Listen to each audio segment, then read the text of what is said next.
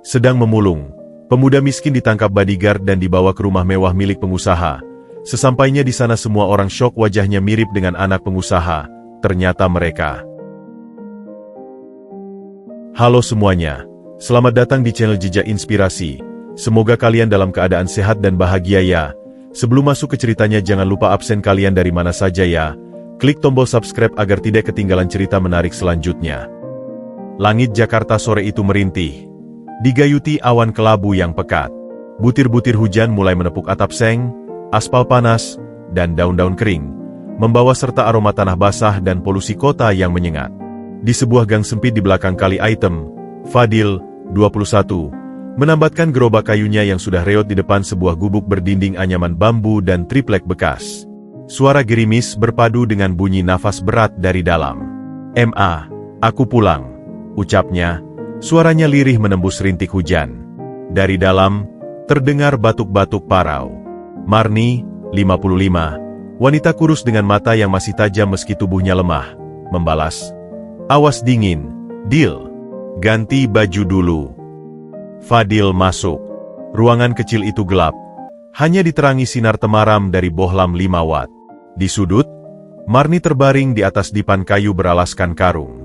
Di atas kompor minyak tanah, sebuah panci berisi nasi dan sedikit tempe orek menguapkan aroma sederhana. Ini adalah dunia Fadil. Dunia yang berbatas pada dinding gubuk ini, jalur pemulungan dari Cengkareng hingga Senen, dan sungai keruh di belakang rumah yang selalu menghanyutkan mimpi-mimpinya.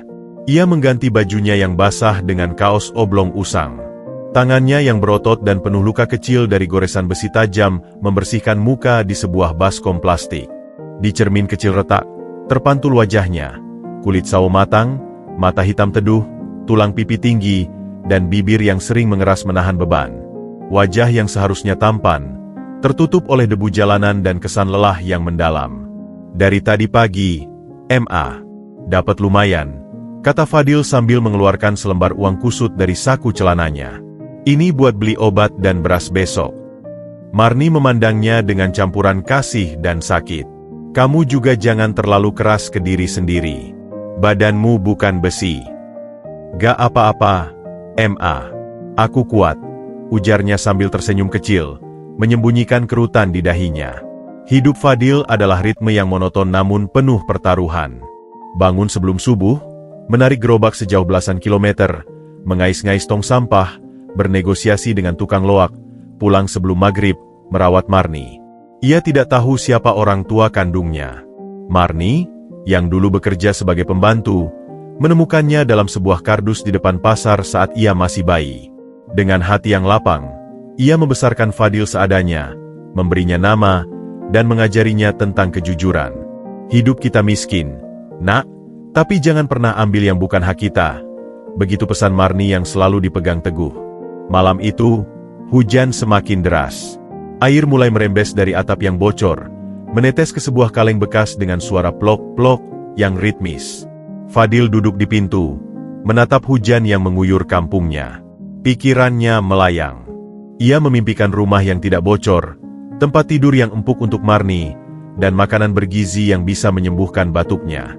Ia juga memimpikan bisa sekolah seperti pemuda lain seusianya, belajar di bangku kuliah, punya pekerjaan tetap.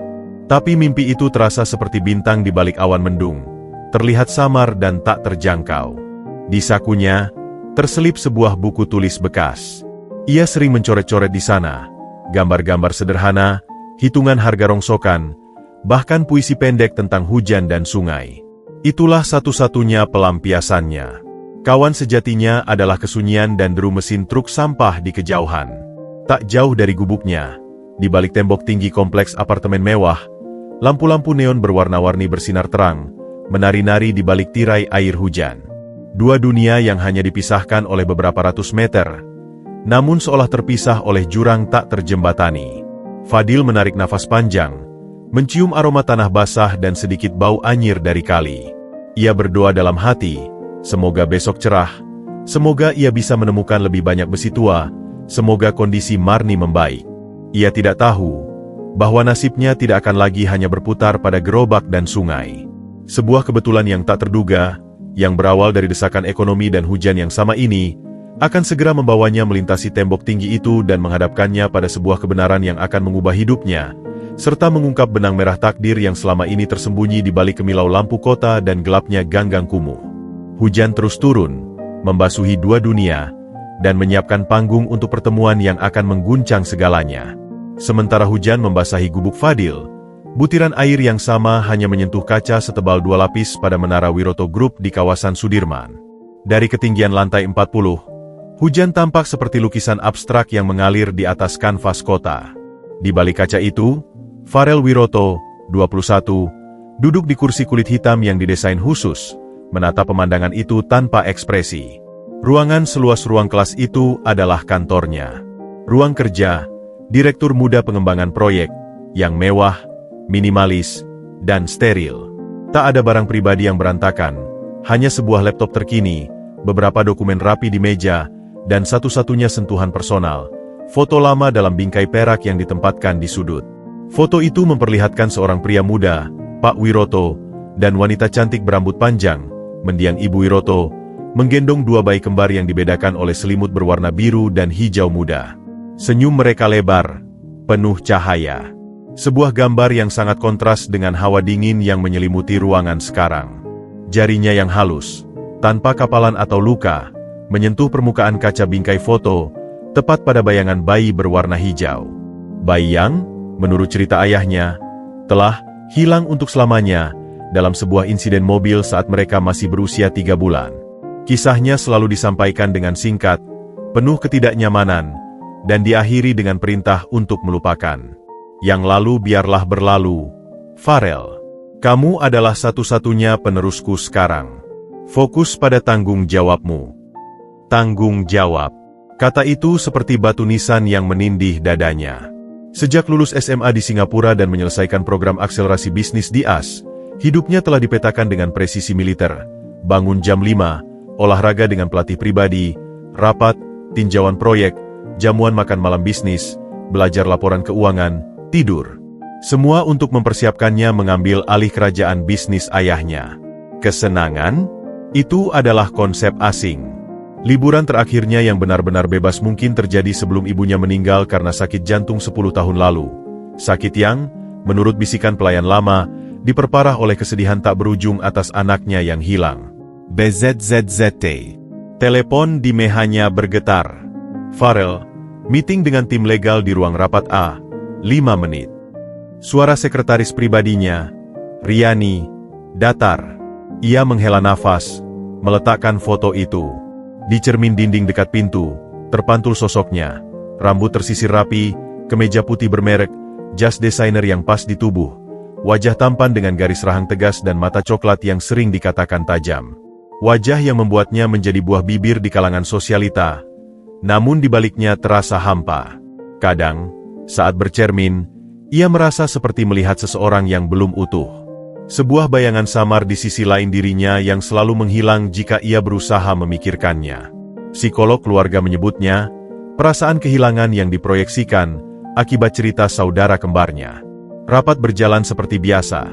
Penuh data, grafik, analisis risiko, dan suara-suara penuh kepatuhan. Farel memberi beberapa instruksi, yang langsung dicatat dengan saksama. Keputusannya cerdas, tetapi terasa mekanis. Pikirannya sesekali melayang ke foto itu. Siapa bayinya yang hilang? Apakah masih hidup? Seperti apa rupanya? Pertanyaan-pertanyaan terlarang yang hanya berani ia simpan di dalam hati. Pulang ke rumah, sebuah menshan bergaya modern minimalis di kawasan Pondok Indah. Mobil Rolls-Royce-nya meluncur melewati gerbang besi yang terbuka otomatis. Rumah ini lebih mirip museum yang dingin. Lantai marmer, lukisan-lukisan mahal, furnitur impor, semuanya sempurna dan tak berjiwa. Tidak ada mainan yang berserakan, tidak ada foto keluarga yang canda, tidak ada aroma masakan dari dapur yang mengepul. Hanya kesunyian yang bersih. Pak Wiroto sudah berada di ruang baca, mengenakan kaos sutra, membaca laporan keuangan di tabletnya. Di usianya yang 55 tahun, ia masih tampak gagah, rambutnya yang memutih justru menambah wibawa. Namun kerut di dahinya dalam, dan matanya, warna yang sama dengan Farel, selalu mengawasi dengan kewaspadaan tinggi, seolah ancaman bisa datang dari mana saja. Ayah, Sapa Farel, duduk di hadapannya. Bagaimana rapat tadi? Tanya Pak Wiroto tanpa mengangkat kepala. Berjalan lancar. Kontrak dengan mitra Singapura sudah final. Bagus. Besok ada jamuan dengan pejabat itu. Pastikan kamu hadir tepat waktu. Gunakan dasi biru itu kesukaannya. Baik, Ayah. Dialog rutin, transaksional. Jarak yang tak terlihat menganga di antara mereka. Dinding itu dibangun oleh kesedihan yang tidak pernah terselesaikan dan rahasia yang terlalu berat untuk dibagi. Saat hendak menuju kamar, Farel berhenti di depan sebuah pintu yang selalu terkunci di ujung koridor lantai 2. Kamar itu, menurut salah satu pelayan yang sudah pensiun, adalah kamar bayi yang disiapkan untuk mereka berdua dulu. Setelah salah satunya hilang, kamar itu disegel, menjadi semacam makam bagi memori yang pahit. Farel pernah bertanya saat remaja, dan jawaban ayahnya hanya kemarahan dingin yang membuatnya tak pernah bertanya lagi. Malam itu, di kamarnya yang luas, Farel tidak bisa tidur. Ia membuka laci rahasia di meja tulisnya, sesuatu yang bahkan ayahnya tidak tahu. Di dalamnya, ada guntingan-guntingan koran lama tentang kasus penculikan bayi dari keluarga kaya 21 tahun lalu, yang tanpa nama, hasil pencarian daringnya yang sia-sia tentang anak hilang, dan sebuah sketsa wajah yang ia buat berdasarkan foto bayi itu dan bayangannya sendiri di cermin. Wajah yang mirip dengannya, tapi dengan ekspresi yang berbeda, mungkin lebih berani, atau lebih lembut, ia tidak tahu. Dari jendela kamarnya, ia bisa melihat lampu-lampu kota yang berkelap-kelip. Di suatu tempat di balik gemerlap itu, mungkin saudaranya masih hidup, atau mungkin sudah mati. Kedua kemungkinan itu sama-sama menyakitkan. Ia merasa seperti hidup dalam bayangan. Bayangan harapan ayahnya, bayangan perusahaan raksasa, dan bayangan saudara yang hilang yang terus mengikutinya. Tanpa ia sadari, pada malam yang sama ketika Fadil berdoa untuk besok yang cerah, Farel juga berbisik pada langit gelap di balik kaca anti peluru. Siapapun kamu, dimanapun kamu, semoga kau baik-baik saja. Sebuah doa dari dua jiwa yang terpisah, terhubung oleh ikatan darah yang tak mereka kenal, menembus hujan dan kemegahan kota, tanpa tahu bahwa takdir sudah mulai menggerakkan roda-roda untuk mempertemukan bayangan dengan kenyataan. Hujan telah reda, meninggalkan udara lembab dan jalan-jalan yang masih berkilauan oleh genangan air. Di dalam ruang kerja pribadi Pak Wiroto yang terletak di sayap paling timur Menshan, suasana tegang bagai kawat piano yang ditarik terlalu kencang. Ruangan ini adalah bentengnya, dipenuhi dengan buku-buku hukum dan biografi pengusaha dunia, serta sebuah lukisan besar yang menggambarkan dirinya muda dengan penuh ambisi. Malam itu, benteng itu merasa diserang. Pak Wiroto duduk membelakangi pintu, menatap layar laptopnya yang gelap dengan tatapan kosong. Jari-jarinya yang biasanya stabil saat menandatangani kontrak miliaran rupiah, kini gemetar ringan di atas sandaran tangan kursi kulitnya. Telepon yang baru saja ia letakkan terasa panas, membakar ingatannya dan mengacaukan semua ilusi kendali yang selama ini ia bangun. 1 jam yang lalu, telepon khusus di laci meja, sebuah satelit phone tua yang hanya segelintir orang tahu nomornya, berdering dengan getaran yang menusuk keheningan malam. Suara di seberang sana tanpa basa-basi. Wiroto, sudah lama. Suara itu serak, terdistorsi, namun ada nada yang familiar, menusuk suatu memori lama yang ia kubur dalam-dalam. Siapa ini? Tanya Pak Wiroto, suaranya berusaha dingin. Seorang sahabat lama, yang tahu rahasia apa yang kau kubur di Taman Pemakaman Umum Jeruk Purut, Blok D, nomor 17. Dingin yang lebih pekat dari ruangan ber-AC itu menyergap tulang belakang Pak Wiroto. Bibirnya mendadak kering. Nisan di jeruk purut itu bukan sebuah kuburan, melainkan sebuah peti besi kecil berisi barang-barang bayi, selimut, botol, sebuah catatan, yang ia tanam sendiri sebagai bentuk penyesalan dan penutupan simbolis atas kehilangan anaknya. Hanya dia dan satu orang lain yang tahu. Apa yang kau inginkan? Desisnya. Kau pintar. Aku ingin apa yang kau miliki. 50 miliar. Non-negotiable. Itu mustahil. Dan mengapa aku harus memberikannya padamu? Karena kalau tidak, suara itu menjadi lebih rendah, lebih mengancam. Aku akan bongkar semua. Aku akan beritahu Farel yang manja itu bahwa anak kembarnya yang hilang, sebenarnya tidak hilang begitu saja. Aku akan tunjukkan padanya bukti bahwa ada tangan yang sengaja melemahkan pengawalan mobil keluarga Wiroto malam itu. Bahwa penculikan itu adalah pesanan. Dan bahwa ayahnya yang terhormat tahu siapa dalangnya, tapi memilih diam untuk melindungi nama baik keluarga dan urusan bisnisnya. Setiap kata seperti pukulan palu godam ke dada Pak Wiroto. Kenangan buruk itu berdesakan. Malam kelam 21 tahun lalu, istrinya yang menjerit histeris, polisi yang berkerumun, perasaan hancur yang tak tertahankan. Dan di balik semua itu, bisikan-bisikan dari sumber intelijennya sendiri yang mengarah pada seseorang yang sangat dekat. Ia memilih untuk mengubur kebenaran itu bersama satu anaknya. Percaya itu akan menghentikan lingkaran balas dendam. Ternyata, ia salah. Dendam itu hanya tertidur, dan sekarang bangkit dengan tuntutan yang lebih mengerikan. Kau pikir Farel akan mempercayai omong kosongmu? Tantangnya, meski hatinya berdebar kencang. Dia mungkin tidak percaya padaku, tapi dia akan percaya pada ibunya. Aku masih menyimpan surat terakhir istrimu, Wiroto. Surat yang dia tulis sebelum meninggal, penuh kecurigaan padamu. Surat yang kau sembunyikan dari semua orang. Pak Wiroto tercekat.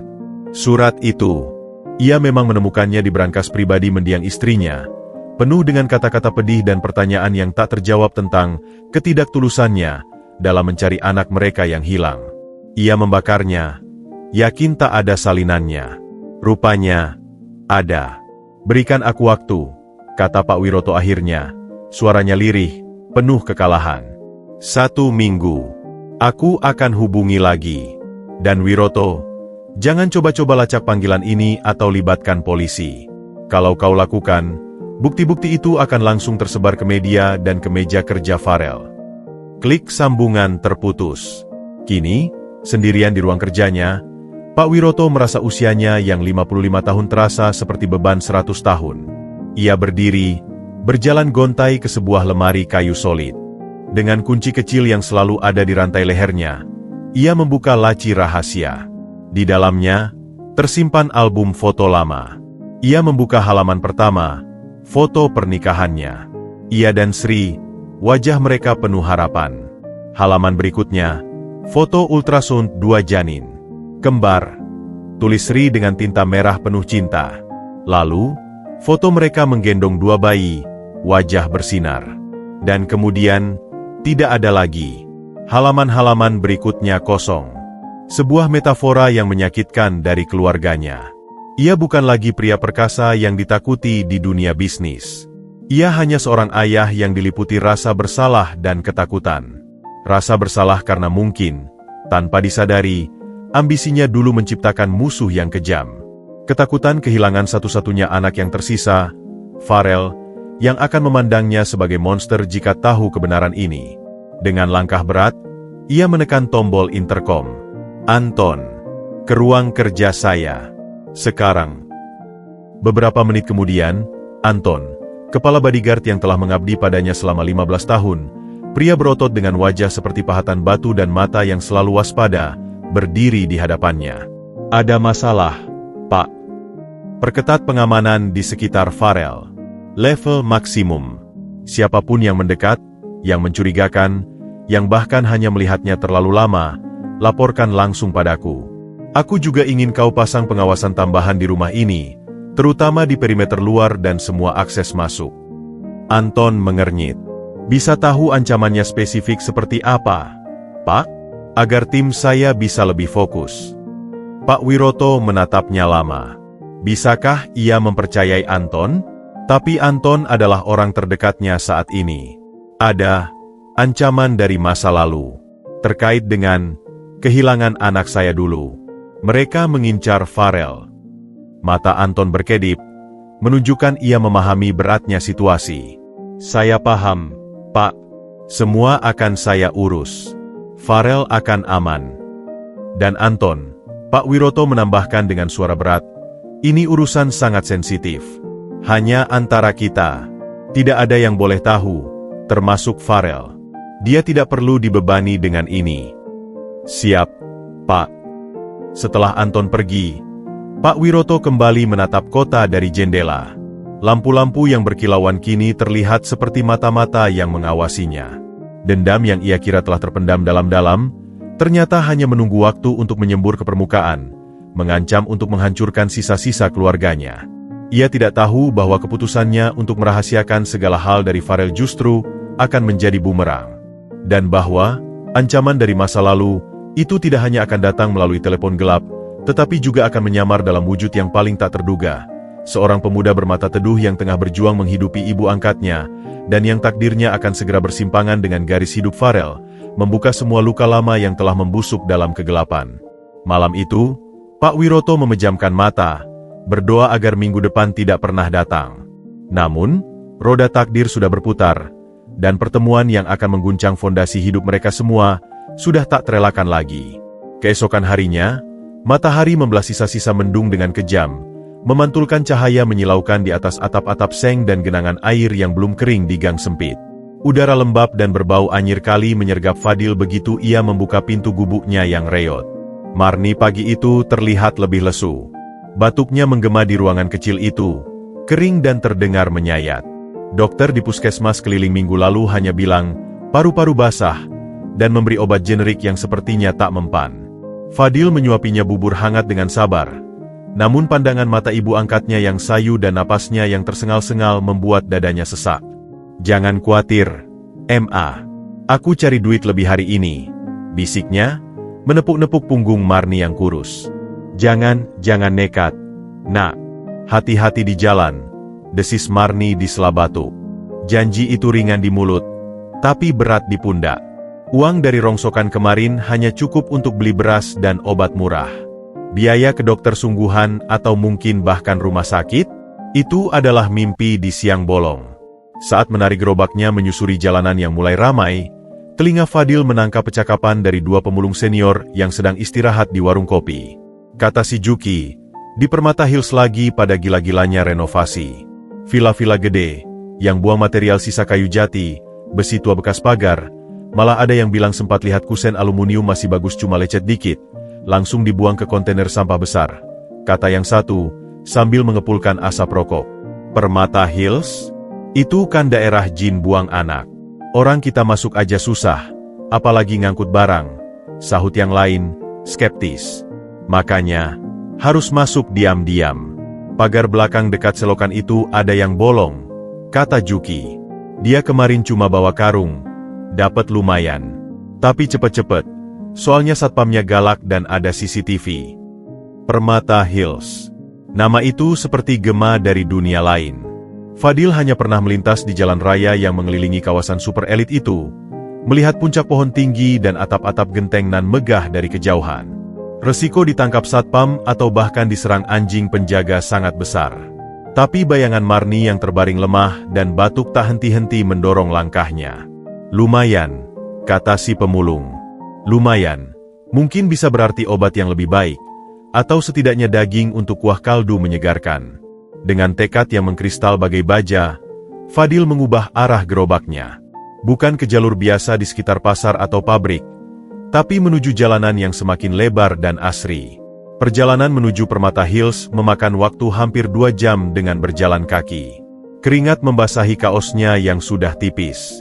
Semakin dekat, suasana berubah drastis. Jalanan mulus, trotoar lebar dengan pohon palem yang tertata rapi, pagar-pagar tinggi menutupi hampir seluruh pemandangan ke dalam.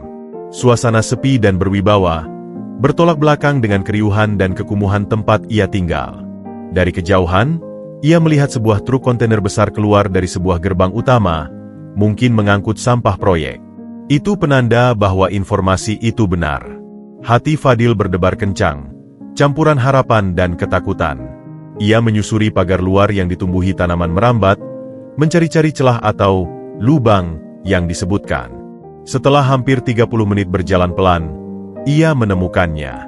Di belakang sebuah villa yang tampaknya masih kosong, dekat dengan saluran air, ada bagian pagar besi hitam yang terlepas dari beton penahannya, cukup untuk dilewati tubuh orang yang kurus. Dengan gerakan cepat, ia memasukkan gerobaknya ke semak-semak di luar pagar, menyembunyikannya sebaik mungkin. Ia hanya membawa 2 karung goni besar yang dilipat dan alat pemotong besi kecil peninggalan almarhum ayah angkatnya. Dengan sekali tarikan napas, ia menyelinap masuk melalui celah pagar itu. Dunia di dalam bagai berbeda planet. Rumput hijau terhampar seperti karpet raksasa, terawat sempurna. Pepohonan hias dengan bentuk yang artistik. Suara burung berkicau, bukan klakson atau teriakan. Dan yang paling menarik perhatian Fadil, di sisi samping sebuah villa bergaya Mediterania yang megah, berdiri sebuah kontainer logam besar berwarna biru. Di depannya, berserakan tumpukan kayu bekas, beberapa batang besi hollow berkarat, dan potongan-potongan pipa PVC. Bagi mata orang biasa, itu sampah. Bagi Fadil, itu adalah tumpukan uang yang berkilauan di bawah matahari siang. Dengan sigap, ia mendekat, mata terus awas memindai sekeliling. Tidak ada suara mesin bor atau palu. Villa itu sepertinya kosong. Ia segera bekerja, memilah dan memotong besi-besi yang bisa diangkut dengan tenaganya. Setiap potongan yang masuk ke dalam karung adalah sebuah harapan baru. Dalam pikirannya sudah terhitung, besi tua ini bisa ia jual ke Pak Haji Pengepul dengan harga cukup tinggi. Namun, Fadil terlalu fokus pada harta karunnya. Ia tidak memperhatikan benda kecil berbentuk kubah di sudut atap villa, yang lensanya berwarna hitam, dan sebuah lampu merah kecil yang berkedip hampir tak terlihat. Ia juga tidak tahu bahwa di dalam sebuah ruang pengawas yang dingin, beberapa kilometer dari sana, wajahnya yang tegang dan penuh keringat telah muncul di salah satu dari belasan layar monitor, dengan tulisan merah berkedip, Intruder Detected, Sektor 7B. Sistem keamanan di Permata Hills bukan main-main. Bukan hanya satpam biasa, tetapi terhubung dengan perusahaan pengamanan swasta yang canggih, yang salah satu klien utamanya adalah keluarga Wiroto. Dan kebetulan, atau mungkin takdir, villa yang disasar Fadil itu adalah milik seorang direktur di perusahaan Wiroto Group yang sedang direnovasi. Dalam karungnya yang mulai berat, Fadil membawa lebih dari sekadar besi tua. Tanpa disadarinya, ia juga membawa serta seluruh takdirnya yang akan bertabrakan dengan keluarga yang tinggal di mensyahan paling megah di puncak bukit itu. Satu panggilan dari pusat keamanan telah disambungkan ke telepon Anton, kepala bodyguard Pak Wiroto, yang sejak pagi sudah siaga penuh karena perintah pengamanan ekstra untuk Farel. Pak Anton, ada penyusup di Villa Direktur Surya, Permata Hills. Dari kamera, tampak seperti pemulung muda. Tindakan. Anton, yang gugup karena ancaman yang belum jelas bentuknya terhadap Farel, segera memutuskan.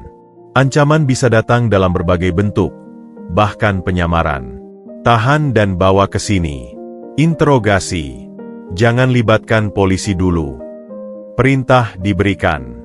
Dua orang anggota tim pengawal yang tangkas segera bergerak dengan mobil hitam tanpa emblem. Fadil, yang merasa sudah mendapatkan cukup banyak, memikul karung pertamanya untuk dibawa keluar. Saat itulah, dari balik pohon palem, dua sosok besar dengan kacamata hitam dan pakaian serba hitam muncul dengan langkah cepat dan pasti. Mereka menghalangi jalannya ke celah pagar. "Kamu ngapain di sini?" tanya yang satu. Suaranya datar namun penuh wibawa. Fadil tercekat. Jantungnya seperti hendak melompat dari dada. Saya cuma ambil besi bekas, Pak. Ini kan dibuang." Jawabnya terbata-bata. Tanpa banyak bicara, pria itu meraih lengan Fadil dengan cekatan. "Ayo ikut kami." "Lepasin. Saya bukan maling." teriak Fadil mencoba melepaskan diri, tapi cengkeraman itu seperti besi. Ia diseret dengan paksa menuju mobil hitam yang mesinnya sudah menyala. Karungnya yang berisi harapan tercecer di rumput hijau yang sempurna. Dalam kebingungan dan ketakutan yang mencekam, Fadil tak tahu bahwa perjalanan ini tidak akan membawanya ke kantor polisi, tapi ke jantung keluarga yang sedang dilanda badai rahasia, dan ke sebuah pertemuan yang akan menguap luka lama, serta mengubah nasibnya selamanya. Mobil itu meluncur meninggalkan Permata Hills, membawa seorang pemulung miskin menuju takdir yang tak pernah ia bayangkan. Mobil hitam yang nyaris tanpa suara itu meluncur cepat melewati gerbang utama Permata Hills, meninggalkan dunia rumput hijau dan villa megah. Di dalamnya, Fadil terjepit di kursi belakang di antara dua bodyguard yang tubuhnya kekar bagai batu nisan. Tangannya dipegang erat. Rasa sakit menusuk dari cengkeraman yang terlalu kuat. Bau parfum mahal dan pembersih mobil menyengat hidungnya. Jauh berbeda dari aroma tanah basah dan karung goni yang biasa ia hirup. "Kalian mau bawa aku kemana?" tanya Fadil. Suaranya berusaha keras agar tak terdengar gemetar. "Ini bukan jalan ke kantor polisi." "Tutup mulut," geram bodyguard di sebelah kirinya, Antonius, tanpa menoleh. Nanti juga tahu. Fadil menelan ludah. Pikirannya berputar cepat. Ini jelas bukan penanganan standar untuk kasus masuk properti orang. Alarm di kepalanya berdering kencang. Ia mencoba mengingat-ingat. Apakah pernah membuat musuh sekaya ini?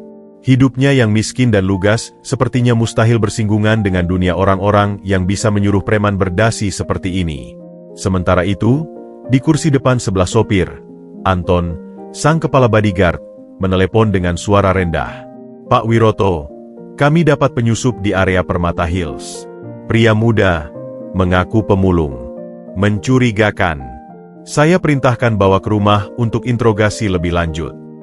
Di seberang telepon, Pak Wiroto terdiam sesaat. Pikirannya langsung melesat ke ancaman telepon gelap tadi malam. Apakah dia bertindak mencurigakan selain mengambil besi? Membawa peralatan lain? Kamera? Tidak, Pak. Hanya karung dan alat pemotong besi biasa.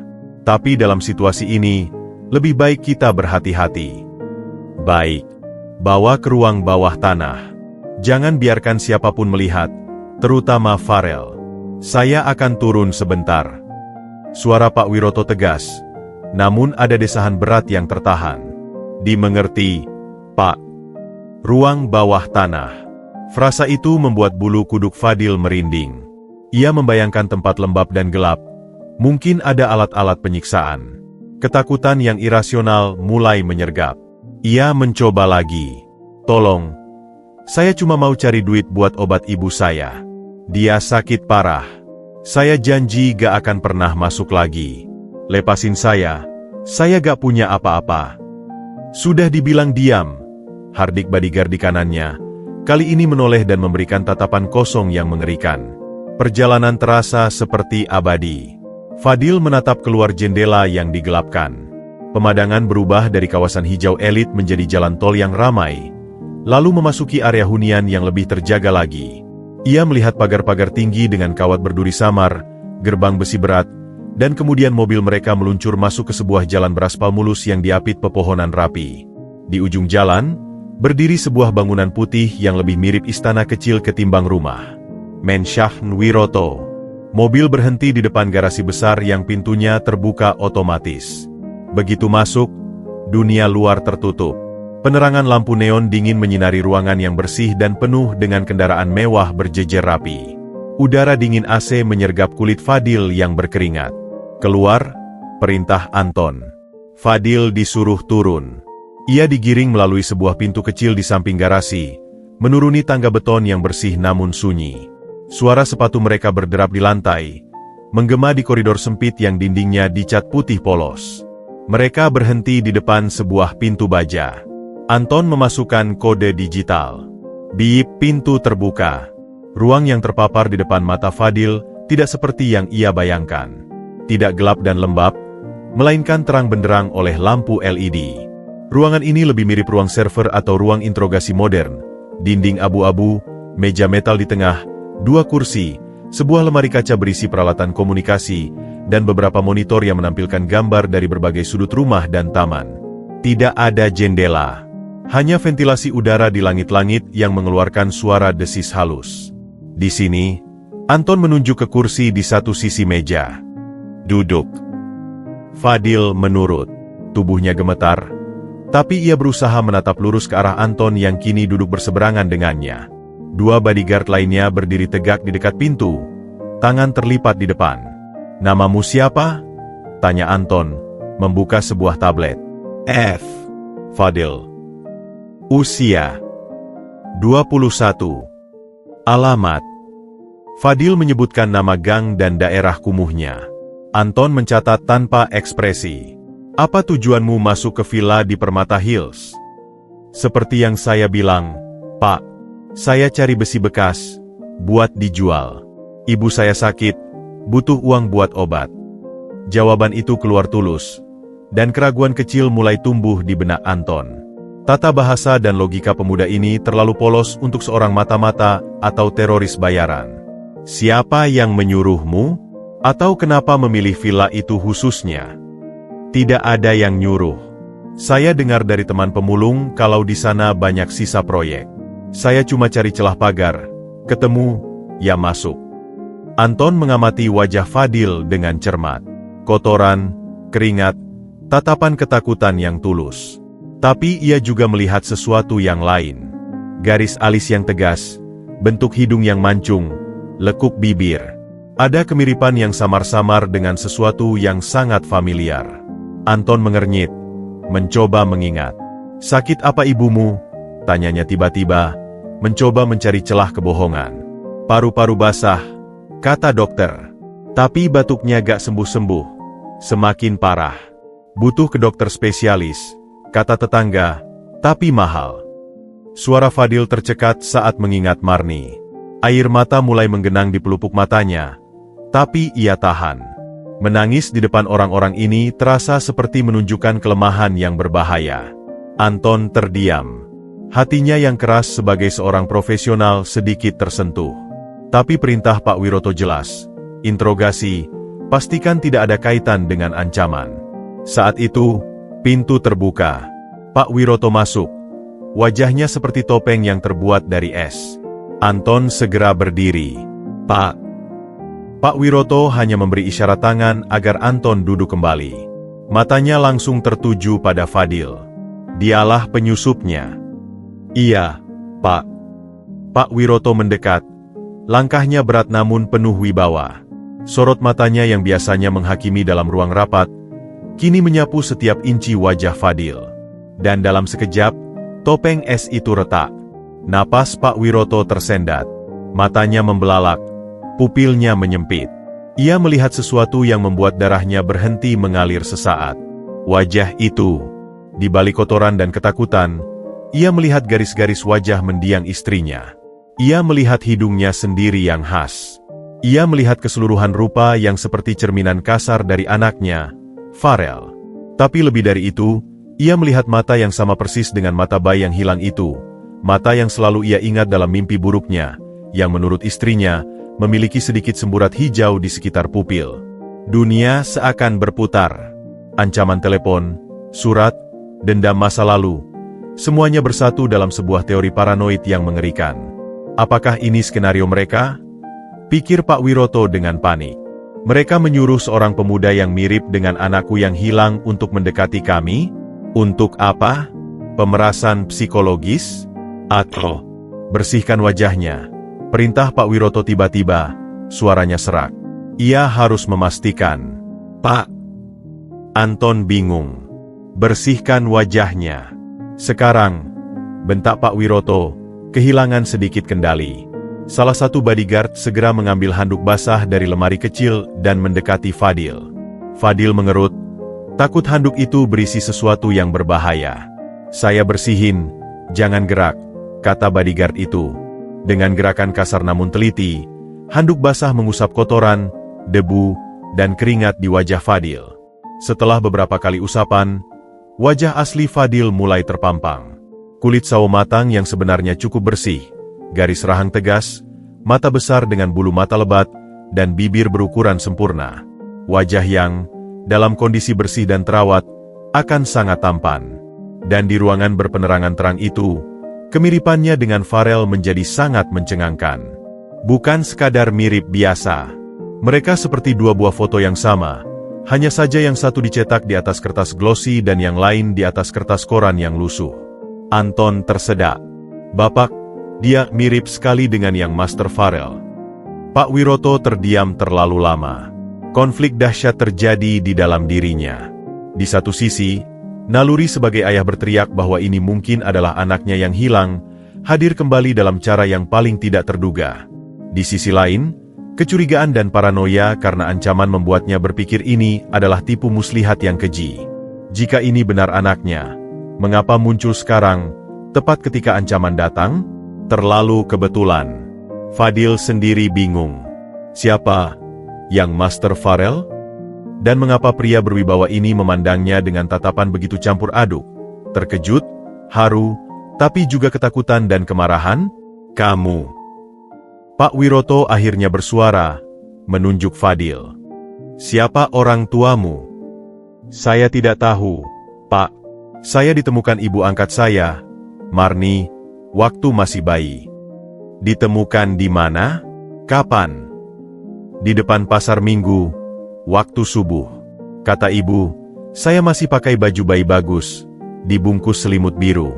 Itu saja yang saya tahu.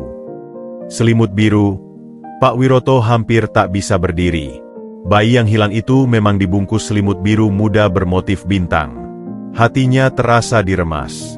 Tapi ketakutannya lebih kuat. Kamu harus pergi, kata Pak Wiroto tiba-tiba. Suaranya tegas namun gemetar. Ini tempat berbahaya. Bukan untukmu. Bapak saya boleh pulang? Tanya Fadil, tak percaya dengan perubahan sikap mendadak ini. Ya, tapi kamu harus pergi jauh. Lupakan hari ini. Anton, beri dia uang. Lalu antarkan keluar kota. Pastikan dia tidak kembali. Anton bingung, tapi ia adalah orang yang patuh. Baik, Pak. Berapa? Sekian saja. Pak Wiroto menyebut angka yang bagi Fadil adalah kekayaan seumur hidup. Tapi dengarkan, ia menatap Fadil tajam. Jika kamu kembali, atau menceritakan ini pada siapapun, konsekuensinya akan buruk. Untukmu, dan untuk ibumu yang sakit itu. Mengerti? Fadil mengangguk cepat, ketakutan dan kebingungan membanjiri dirinya. Uang itu sangat menggoda, bisa menyembuhkan Marni. Tapi ancaman itu jelas. Ia hanya ingin keluar dari tempat ini. Saya mengerti, Pak. Saya pergi. Saya tidak akan cerita. Anton, urus. Pak Wiroto berpaling. Tak tega lagi melihat wajah yang membuatnya sakit itu. Ia buru-buru meninggalkan ruangan, meninggalkan Fadil dalam kebingungan yang lebih besar, dan Anton yang mulai mempertanyakan banyak hal dalam diam. Takdir mempertemukan mereka, tetapi ketakutan dan rahasia memisahkan mereka lagi, untuk sementara. Namun, benih pertemuan itu telah tertanam. Dan benih itu akan segera tumbuh menjadi pohon kebenaran yang akarnya mampu merobohkan tembok-tembok rahasia yang dibangun selama 21 tahun. Fadil belum bebas. Ia hanya berpindah dari satu pusaran ketidakpastian ke pusaran lain yang lebih besar, dan jalan menuju kebenaran yang sesungguhnya baru saja dimulai. Pintu baja tertutup dengan suara klik yang final, meninggalkan Pak Wiroto sendirian di koridor steril. Ia bersandar pada dinding dingin, menahan kepalanya yang berdenyut-denyut. Gambar wajah Fadil yang baru saja ia lihat, bersih, muda, dan sangat mirip dengan Farel, terbakar di retina matanya. Suara hatinya berteriak, "Itu dia, anakku." Sementara akal sehatnya yang penuh paranoia membisikkan, "Jebakan. Ini pasti jebakan Hendrawan." Sementara itu, di dalam ruangan, suasana berubah. Anton yang tadinya hanya menjalankan perintah, kini dipenuhi oleh rasa penasaran dan kecurigaan yang dalam. Perintah mengeluarkan Fadil dari kota itu aneh. Jika ia benar-benar hanya pemulung biasa, mengapa tidak diserahkan ke polisi setempat saja? Mengapa harus diberi uang begitu besar dan diusir jauh? Dan yang paling utama, kemiripan yang hampir sempurna itu tak bisa dianggap kebetulan. "Kamu tunggu di sini," kata Anton pada Fadil, suaranya datar. "Saya ambil uangnya." Fadil hanya bisa mengangguk. Tubuhnya masih tegang di kursi metal yang dingin. Anton menuju lemari kecil di sudut, berpura-pura mengambil sesuatu. Yang sebenarnya ia lakukan adalah menekan tombol tersembunyi di balik rak, mengaktifkan perekam audio di ruangan. Ia harus punya bukti percakapan ini untuk dirinya sendiri. Dia kembali duduk menghadap Fadil. Wajahnya sedikit lebih lunak, namun tetap waspada. "Tadi kamu bilang, kamu ditemukan di pasar Minggu, pakai selimut biru. Apa masih ada barang-barang lain bersamamu waktu itu?" Fadil, yang merasa pertanyaan ini agak berbeda dari interogasi awal, mengerutkan kening. Ibu bilang ada sebuah kalung rantai kecil, tapi bukan emas. Kayak perak, ada liontin huruf A. Itu hilang waktu kami pindah-pindah kontrakan dulu. Liontin huruf A. Anton teringat. Dalam album foto keluarga Pak Wiroto yang pernah ia lihat saat bertugas merapikan brankas lama, ada foto close-up kedua bayi dengan kalung rantai tipis. Satu berliontin F untuk Farel, dan satu lagi A untuk Arka. Ia tak ingat persis nama yang direncanakan untuk anak kedua itu. Tapi huruf A itu ada. Jantung Anton berdebar lebih kencang. Ibumu, Marni, dia cerita apa tentang orang yang nemuin kamu? Atau mungkin ada surat?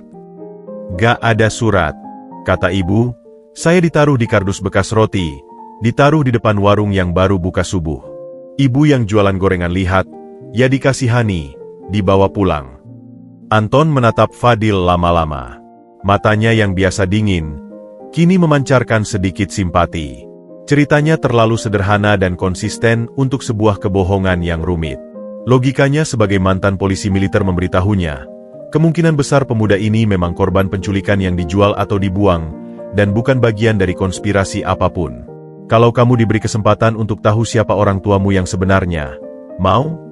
Tanya Anton tiba-tiba, suaranya rendah. Fadil terkejut. Pertanyaan itu seperti pukulan dari arah yang tak terduga. Sepanjang hidupnya, ia berusaha tidak memikirkan itu. Rasanya terlalu menyakitkan membayangkan ditolak sejak lahir. Tapi di kedalaman hatinya, keingintahuan itu selalu membara. Saya tidak tahu. Tapi yang penting sekarang Ibu Marni. Dia satu-satunya keluarga yang saya punya. Jawaban itu polos dan penuh pengabdian. Anton semakin yakin. Ia berdiri. Tunggu di sini. Jangan coba-coba keluar. Anton meninggalkan ruangan, menemui Pak Wiroto yang masih berdiri di koridor dengan wajah pucat. Pak, saya rasa kita perlu bicara. Tentang apa? Sudah saya beri perintah. Laksanakan saja. Potong Pak Wiroto kasar. Tapi Pak, kemiripannya dan detail yang dia ceritakan. Selimut biru, liontin, itu terlalu spesifik. Dia mungkin benar-benar. Diam. Pak Wiroto mendekat. Wajahnya berkerut marah dan takut. Kamu tidak mengerti, Anton. Ini bukan soal dia siapa. Ini soal apa yang akan terjadi jika orang-orang tahu. Jika Farel tahu, ada orang di luar sana yang mengintai, yang siap menghancurkan kita dengan kebenaran ini.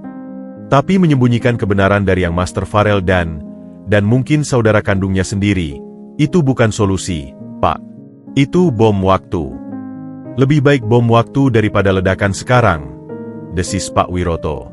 Orang itu, Hendrawan, dia akan gunakan pemuda ini sebagai alat. Aku tidak boleh lengah.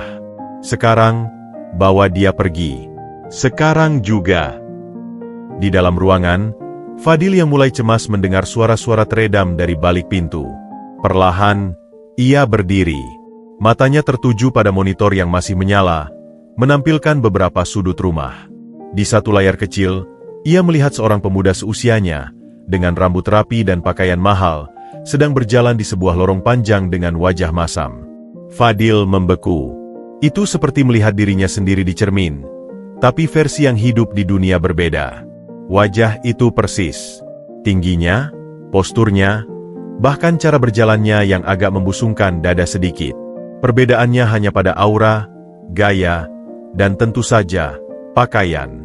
Yang Master Farel, Bapak ada di ruang bawah tanah dengan tamu. Terdengar suara seorang pelayan dari speaker monitor.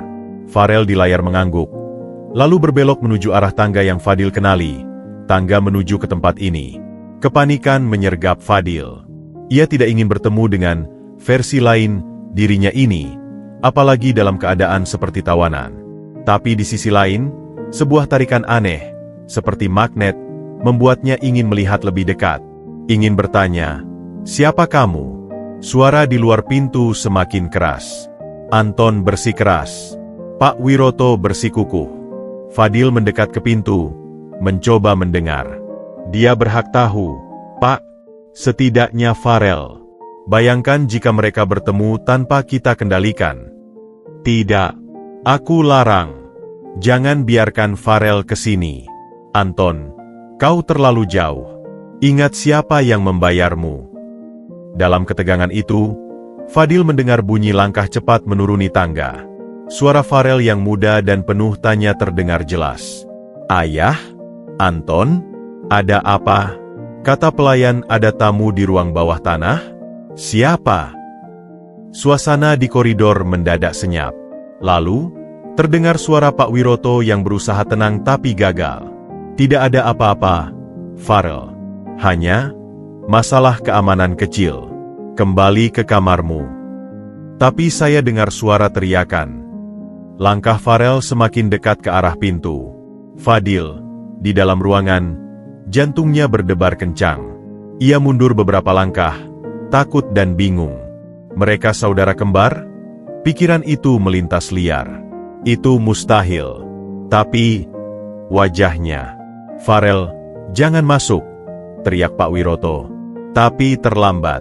Tangan Farel sudah menekan panel pembuka pintu, yang ternyata masih terbuka karena Anton tadi keluar terburu-buru. Pintu baja itu terbuka. Dan di sana, di bawah cahaya lampu LED yang terang benderang, berdiri Farel Wiroto dengan kemeja lengan panjang putih yang masih rapi. Matanya langsung menatap ke arah satu-satunya orang lain di ruangan itu, Fadil. Waktu seakan berhenti. Farel membeku di ambang pintu. Nafasnya tersangkut. Matanya membelalak. Tak percaya. Ia melihat wajahnya sendiri, tapi dalam bentuk yang lebih keras, lebih kasar, lebih lelah. Sebuah refleksi dari kehidupan yang sama sekali berbeda. Fadil juga terdiam. Dari dekat, kemiripan itu lebih dari sekadar mirip. Mereka seperti dua buah kunci yang dicetak dari cetakan yang sama.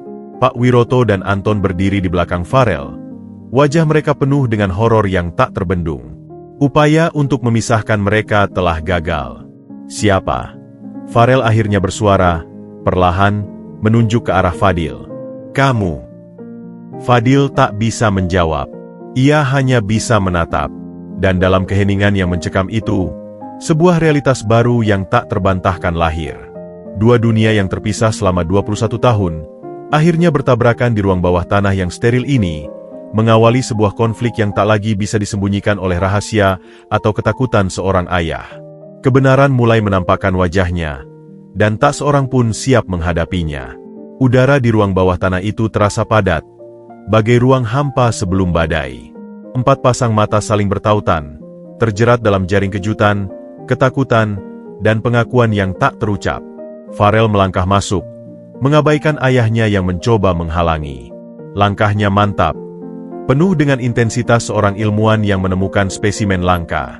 Ia tak pernah melihat foto yang jelas dari saudara kembarnya yang hilang. Semua foto bayi kembar itu disingkirkan oleh ayahnya sejak ibunya meninggal. Tapi nalurinya berteriak keras. Ini dia, orang yang selama ini kurindukan tanpa pernah kukenal. Saya tanya, siapa kamu? Farel mengulang, suaranya lebih tegas sekarang, diarahkan langsung pada Fadil. Fadil, yang masih terbungkus pakaian lusuh dan ketakutan, menarik napas dalam-dalam. Saya, Fadil. Ia merasa aneh memperkenalkan diri pada seseorang yang wajahnya seperti potongan cermin hidupnya sendiri. Fadil, Farel mengulang, seperti mencicipi nama itu.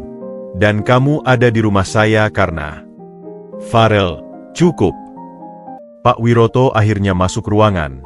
Wajahnya pucat namun matanya menyala dengan kepanikan.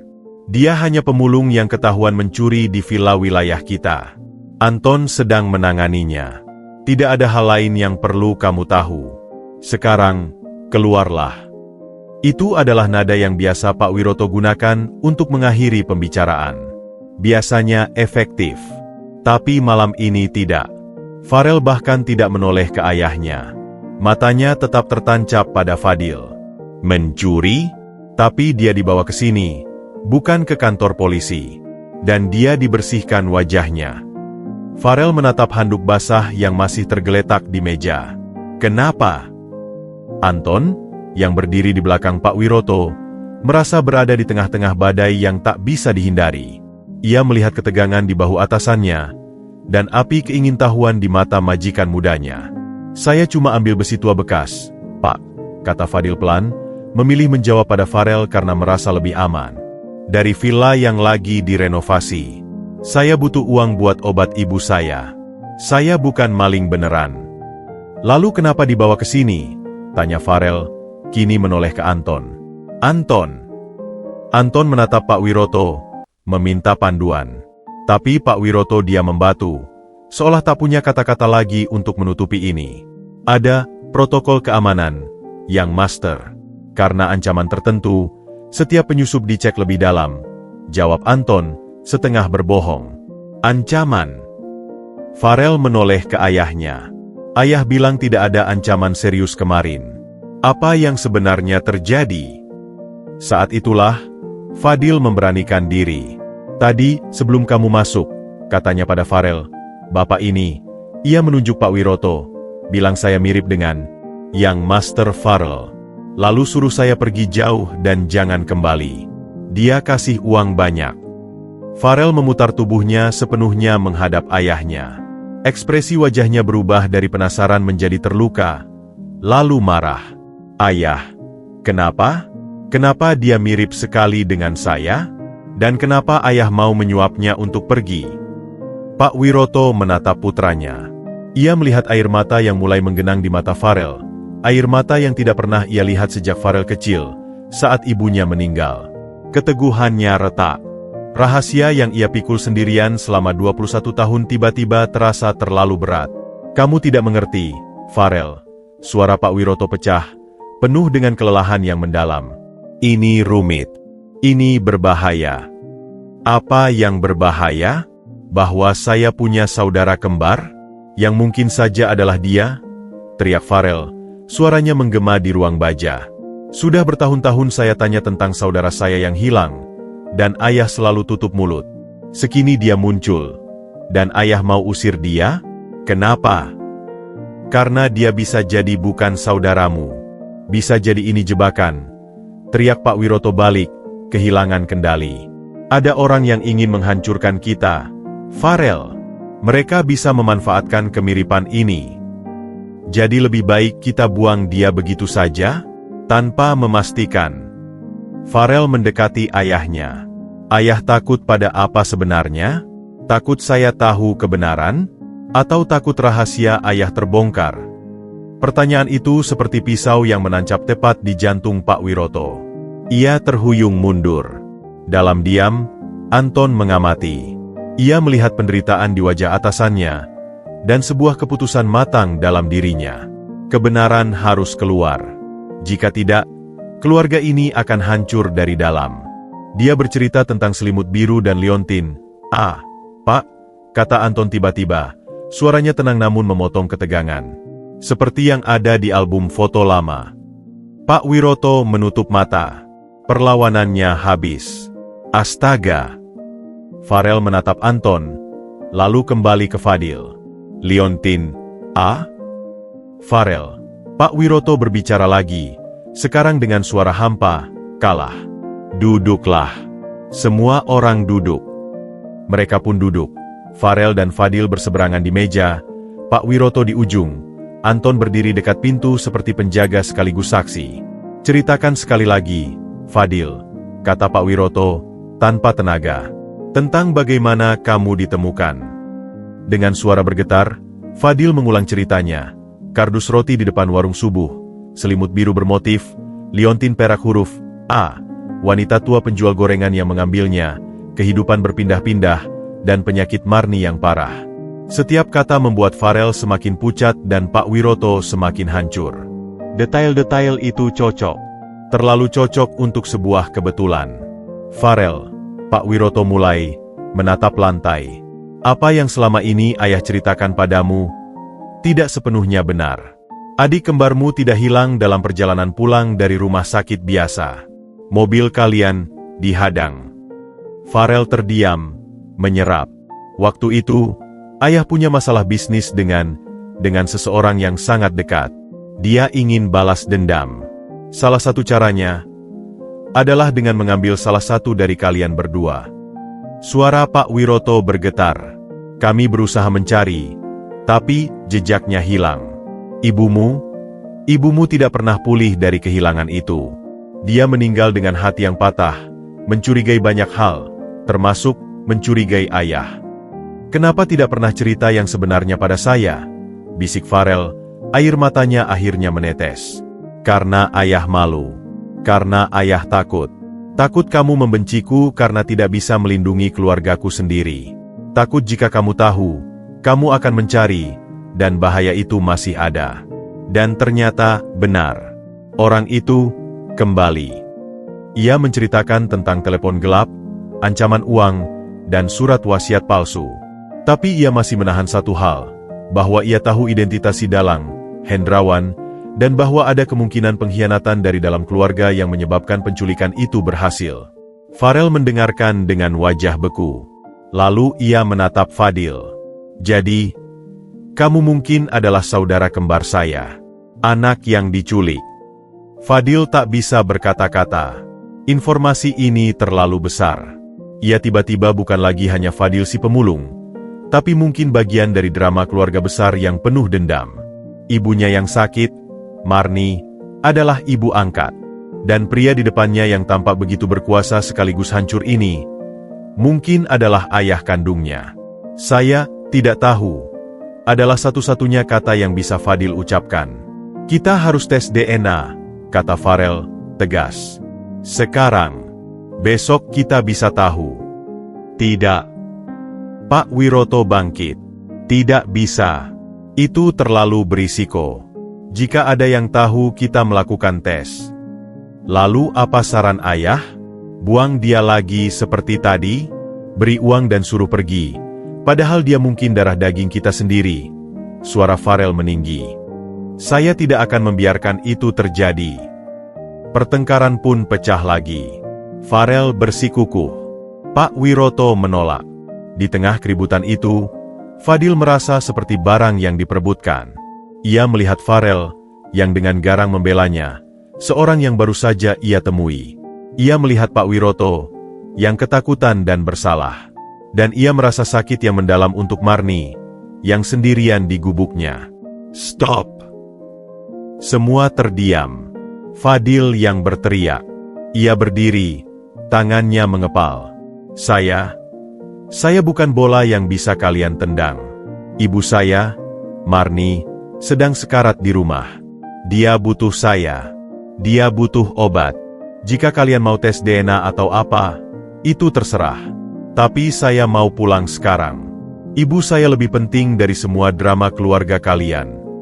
Keberanian yang tiba-tiba dari pemuda yang selama ini tampak takut itu membuat mereka semua terpana. Bahkan Farel terdiam, malu. Pak Wiroto melihat ketegasan di mata Fadil. Ia melihat Sri, mendiang istrinya, di sana. Jiwa yang kuat, tidak peduli seberapa miskin hidupnya. "Kamu benar," kata Pak Wiroto perlahan, kepalanya tertunduk. "Kamu boleh pulang. Tapi, izinkan kami membantumu. Biar dokter kami periksa ibumu. Kita atur di rumah sakit terbaik. Itu, minimal yang bisa kami lakukan, terlepas dari hasil tes nanti." Fadil ragu. "Saya tidak mau hutang budi." "Ini bukan hutang budi," sahut Farel. "Ini, permintaan maaf. Untuk semua yang mungkin telah terjadi padamu." Fadil menatap mereka semua. Akhirnya, ia mengangguk pelan. "Baik. Tapi saya yang menemani ibu." "Tentu," kata Pak Wiroto. "Anton, antar Fadil pulang. Lalu segera koordinasi dengan tim medis kita." "Diam-diam." "Lalu untuk tes DNA," desak Farel. Pak Wiroto menghela napas panjang, menyerah pada takdir. "Kita lakukan. Tapi secara rahasia. Hanya kita berempat yang tahu. Sampel diambil besok, dan kita kirim ke lab di Singapura dengan protokol kerahasiaan tertinggi." Farel mengangguk. Puas untuk saat ini. Ia menoleh ke Fadil, dan untuk pertama kalinya, ia tersenyum kecil, tak percaya. "Selamat datang, mungkin saudara saya." Fadil tidak bisa membalas senyum. Pikirannya penuh. Namun, saat Anton membawanya keluar melalui garasi menuju mobil lain yang lebih tidak mencolok, satu hal yang ia rasakan, sebuah benang halus, sebuah keterikatan aneh pada Farel, dan sebuah harapan kecil bahwa mungkin, setelah seumur hidup sendiri, ia tidak sendirian lagi. Dan di ruang bawah tanah, Farel menghadapi ayahnya yang telah roboh. "Ayah, jika dia benar saudara saya, tidak ada ancaman atau uang tebusan yang akan membuatku mengabaikannya lagi." Pak Wiroto hanya mengangguk. Tahu bahwa ia telah kehilangan kendali. Kebenaran, seperti air bah, mulai merembes keluar.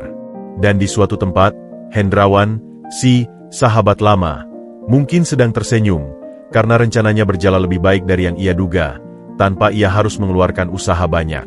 Keluarga Wiroto mulai hancur dari dalam, persis seperti yang ia inginkan. Mobil hitam Lexus yang tidak mencolok itu meluncur keluar dari kompleks Menshan Wiroto, menyusuri jalanan sepi di tengah malam. Fadil duduk di kursi belakang, dikawal oleh Anton yang menyetir sendiri. Keheningan di dalam mobil terasa berat, hanya diisi oleh dengung mesin dan desiran AC.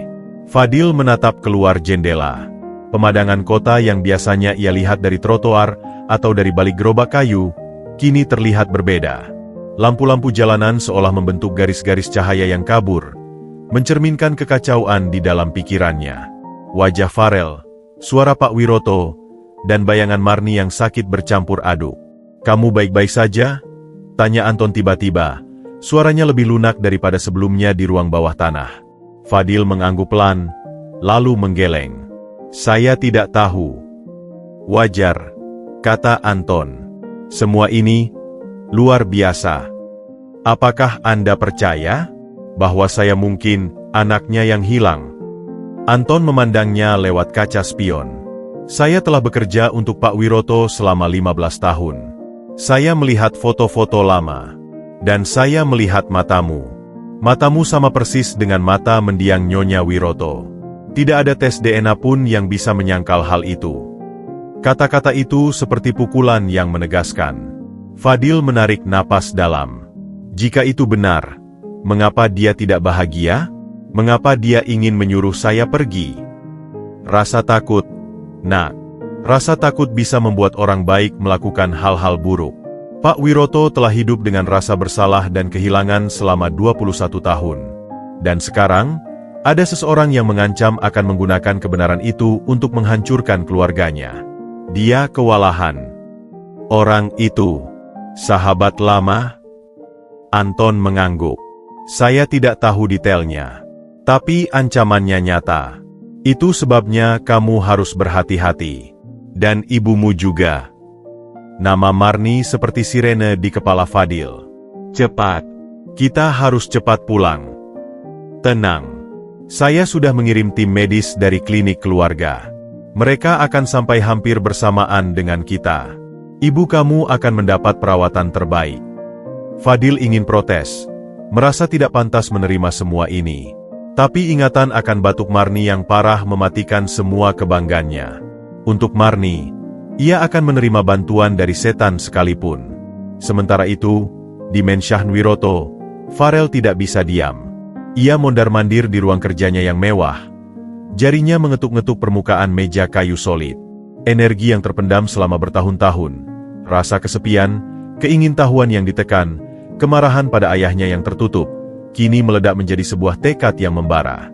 Ia mengambil telepon satelit pribadinya, perangkat yang tidak terhubung dengan jaringan keluarga, dan hanya segelintir orang kepercayaannya yang tahu. Ia menghubungi seseorang. "Leo, saya butuh bantuan. Besok pagi, ambil sampel DNA dari seseorang untuk saya. Secara diam-diam. Saya akan kirim detailnya." Leo adalah teman sekelasnya dulu di Singapura yang sekarang menjadi direktur di sebuah laboratorium forensik independen. Ia orang yang bisa dipercaya dan tidak terkait dengan bisnis keluarga Wiroto. Setelah memastikan rencana tes DNA paralelnya, Farel duduk di depan komputernya. Ia membuka pencarian tersembunyi dan mulai meretas arsip-arsip digital lama keluarganya. Sesuatu yang ia pelajari diam-diam dan belum pernah ia gunakan untuk mengusik ayahnya. Malam ini, batas itu dilanggar. Ia menemukan folder tersembunyi di server pribadi ayahnya, dienkripsi dengan kata sandi yang kuat. Tapi Farel pintar. Ia menggunakan kombinasi tanggal lahirnya, tanggal lahir ibunya, dan nama bayi yang hilang yang pernah ia dengar sekilas dulu, Arka. Bingo! Folder itu terbuka. Di dalamnya, ada scan surat-surat lama, laporan investigasi swasta, dan foto-foto. Matanya membelalak saat melihat satu foto. Foto seorang pria muda yang tersenyum dingin, berdiri di samping ayahnya di sebuah acara peresmian proyek bertahun-tahun lalu. Di bawah foto itu tertulis, Hendrawan Wiroto, kemitraan awal. Wajah pria itu mirip dengan ibunya, Sri, adik iparnya. Lalu ada laporan investigasi yang disensor sebagian. Kesimpulannya, kecurigaan kuat keterlibatan Hendrawan dalam insiden hilangnya anak. Motif, Balas dendam atas pengambil alihan saham paksa. Tidak cukup bukti untuk penuntutan. Farel membeku. Jadi, ayahnya tahu. Ia tahu siapa yang mungkin menculik saudara kembarnya, tapi tidak melakukan apa-apa, atau melakukan sesuatu yang lain. Kemarahan yang lebih dalam menyala. Ia menggulir ke dokumen terakhir, sebuah surat tulisan tangan dari ibunya. Tanggalnya hanya beberapa bulan sebelum ibunya meninggal. Wiroto yang kucintai. Aku merasa ada yang tidak beres. Setiap kali aku tanya tentang pencarian Arka, kau selalu menghindar. Aku mimpi buruk setiap malam. Kadang, aku merasa kau menyembunyikan sesuatu. Apakah ada hal tentang adikku, Hendrawan, yang tidak kau ceritakan? Tolong, demi cinta kita, jangan biarkan kebencian bisnis menghancurkan keluarga kita lebih dalam lagi. Aku ingin anakku pulang. Aku ingin kedua anakku bersatu. Surat itu berakhir di situ, dengan noda air mata yang mengering. Farel menutup matanya. Air mata panas mengalir di pipinya. Ibunya meninggal dalam keraguan dan kesedihan.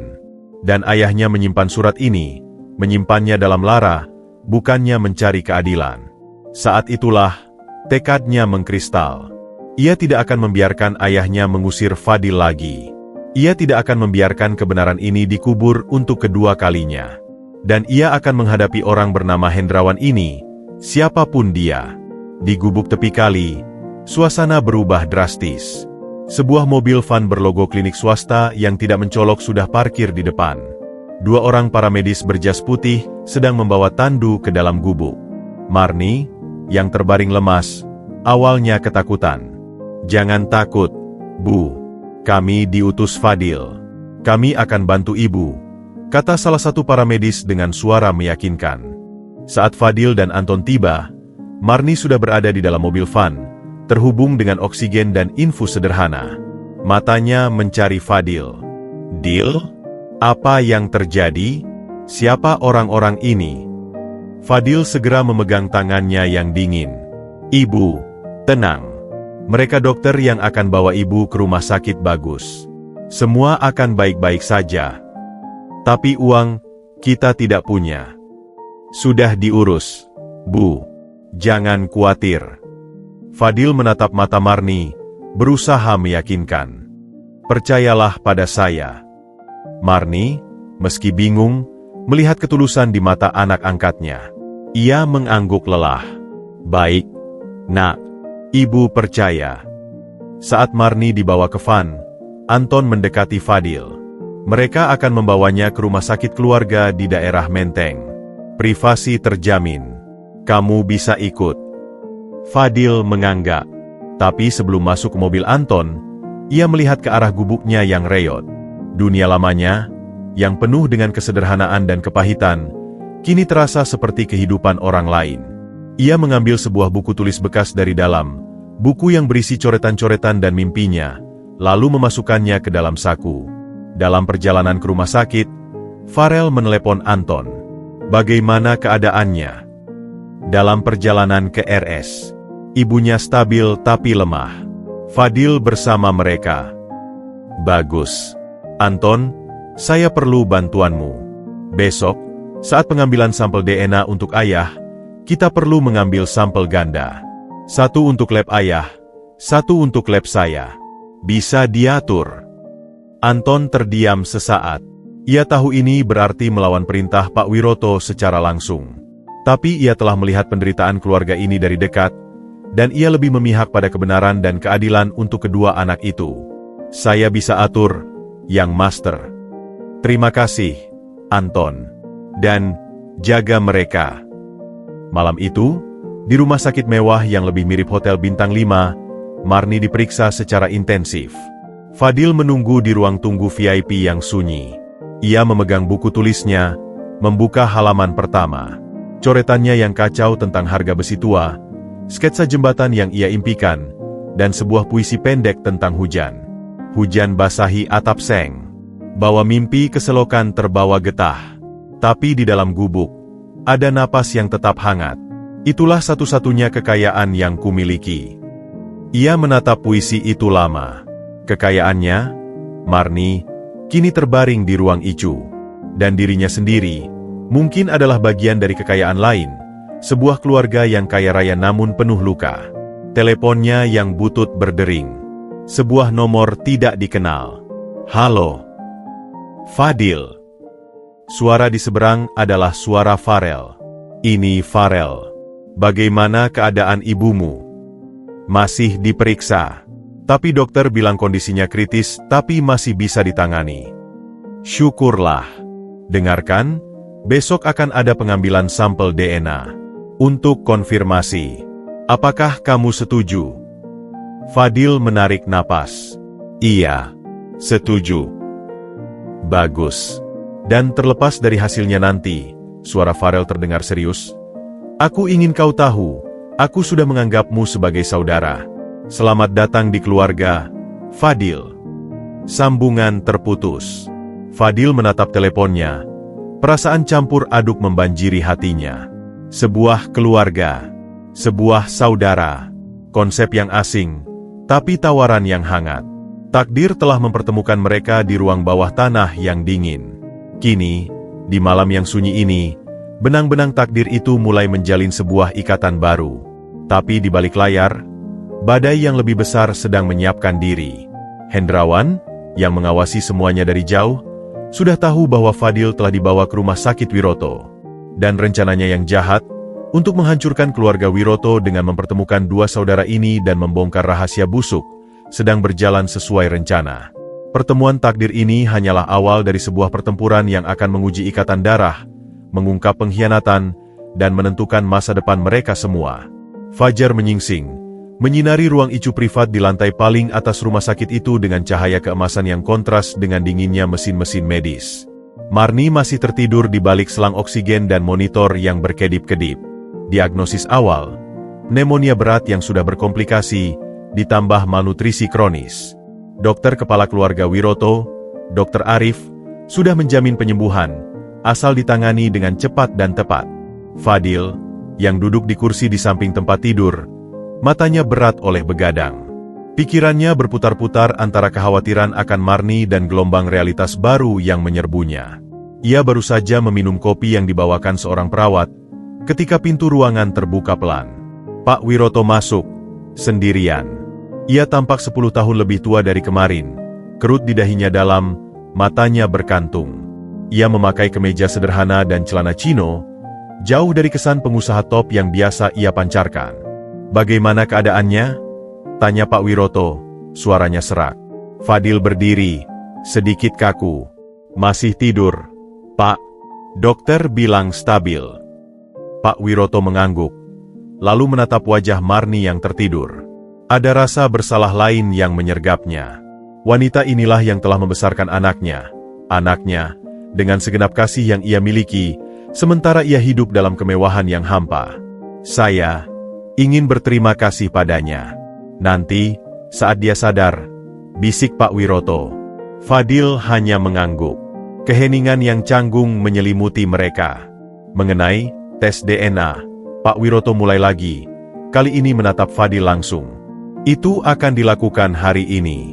Anton akan datang mengambil sampel dari kita bertiga. 3? Tanya Fadil. Saya, kamu, dan Farel. Untuk akurasi yang lebih tinggi. Ada jeda. Fadil, apapun hasilnya nanti, saya ingin kamu tahu bahwa tawaran saya kemarin masih berlaku. Kamu dan ibumu akan saya jamin kehidupannya. Pendidikan, kesehatan, semuanya. Kamu tidak perlu lagi memulung. Kalimat itu seharusnya terdengar seperti anugerah. Tapi di telinga Fadil, ada nada yang membuatnya tidak nyaman. Seolah-olah ini adalah transaksi. Sebuah penyuapan yang lebih halus. Dan jika hasilnya mengatakan saya adalah anak bapak, tanya Fadil, berani. Pak Wiroto menarik napas dalam. Maka, kamu adalah anak saya. Tapi, Fadil, hidup di dunia ini tidak sederhana. Ada bahaya yang nyata. Orang yang mengancam keluarga saya kemarin, dia akan melihatmu sebagai alat. Jika kamu diakui secara terbuka, hidupmu akan dalam bahaya. Ibumu juga. Jadi lebih baik saya tetap jadi Fadil si pemulung? Disembunyikan? Suara Fadil mulai meninggi, emosi yang tertahan mulai merambat keluar. Bukan disembunyikan. Dijaga. Tekan Pak Wiroto. Kamu bisa hidup nyaman, tapi dengan identitas baru. Perlindungan maksimal. Dan Farel? Apakah dia juga akan dijaga dari kebenaran? Dari saudaranya sendiri? Farel. Nama itu diucapkan Pak Wiroto dengan susah payah. Farel sudah terbiasa dengan hidupnya. Memperkenalkanmu secara tiba-tiba, dengan semua risiko ini, bisa mengacaukan segalanya. Dia adalah penerus bisnis keluarga. Reputasinya, stabilitasnya. Fadil mendengar yang tidak terucapkan. Kamu tidak terdidik, tidak berkelas, dan akan menjadi aib publik. Rasa sakit yang tajam menyayat dadanya. Ia mengepalkan tangan di samping tubuhnya. Jadi, saya memalukan, ucapnya lirih, namun tajam. Bukan begitu maksud saya. Tapi itu yang terdengar, Pak. Fadil memotong. Matanya berkaca-kaca namun keras. 21 tahun saya hidup miskin. Berpikir orang tua saya membuang saya karena saya tidak berharga. Sekarang, ketika mungkin saya menemukan mereka, saya disuruh tetap bersembunyi karena saya tidak cukup baik untuk dunia mereka. Ini demi keselamatanmu, bantah Pak Wiroto. Suaranya juga mulai kehilangan kesabaran. Atau demi kenyamanan Bapak, tantang Fadil. Agar rahasia lama tidak terbongkar? Agar kehidupan sempurna Bapak dan Farel tidak terusik? Pertanyaan itu menggantung di udara, tajam dan tak terbantahkan. Pak Wiroto tak bisa menjawab, karena di lubuk hatinya, memang ada bagian dari itu yang benar. Pintu ruangan terbuka. Farel masuk, dengan wajah yang segar namun tegang. Ia langsung merasakan ketegangan di ruangan itu. Ayah? Fadil? Ada apa? Tanya Farel. Tidak ada apa-apa, jawab Pak Wiroto cepat, beralih ke mode formal. Saya hanya memastikan kondisi ibunya dan membicarakan tes DNA. Farel menatap ayahnya curiga, lalu ke Fadil. Ia melihat raut terluka dan kemarahan yang tertahan di wajah Fadil. Apa yang terjadi sebenarnya? Tanya ayahmu, kata Fadil, suaranya datar. Saya akan tunggu di luar. Ia berjalan keluar ruangan, meninggalkan kedua pria itu. Begitu pintu tertutup, Farel langsung menghadap ayahnya. Ayah bilang apa padanya. Hanya mengatur hal-hal teknis. Jangan berbohong pada saya, ayah. Saya sudah bukan anak kecil. Wajahnya seperti orang yang baru dipukul. Pak Wiroto menghela napas. Kalah. Saya menawarkannya kehidupan yang aman dan nyaman, dengan identitas baru, terlepas dari hasil tes nanti. Farel memandang ayahnya dengan pandangan yang semakin dingin. Dan sebagai imbalannya, dia harus tetap menjauh dari kita? Tidak diakui. Itu untuk melindunginya. Lindungi dari apa, ayah? Teriak Farel. Suaranya menggema di ruangan yang sunyi sehingga Marni bergerak sedikit.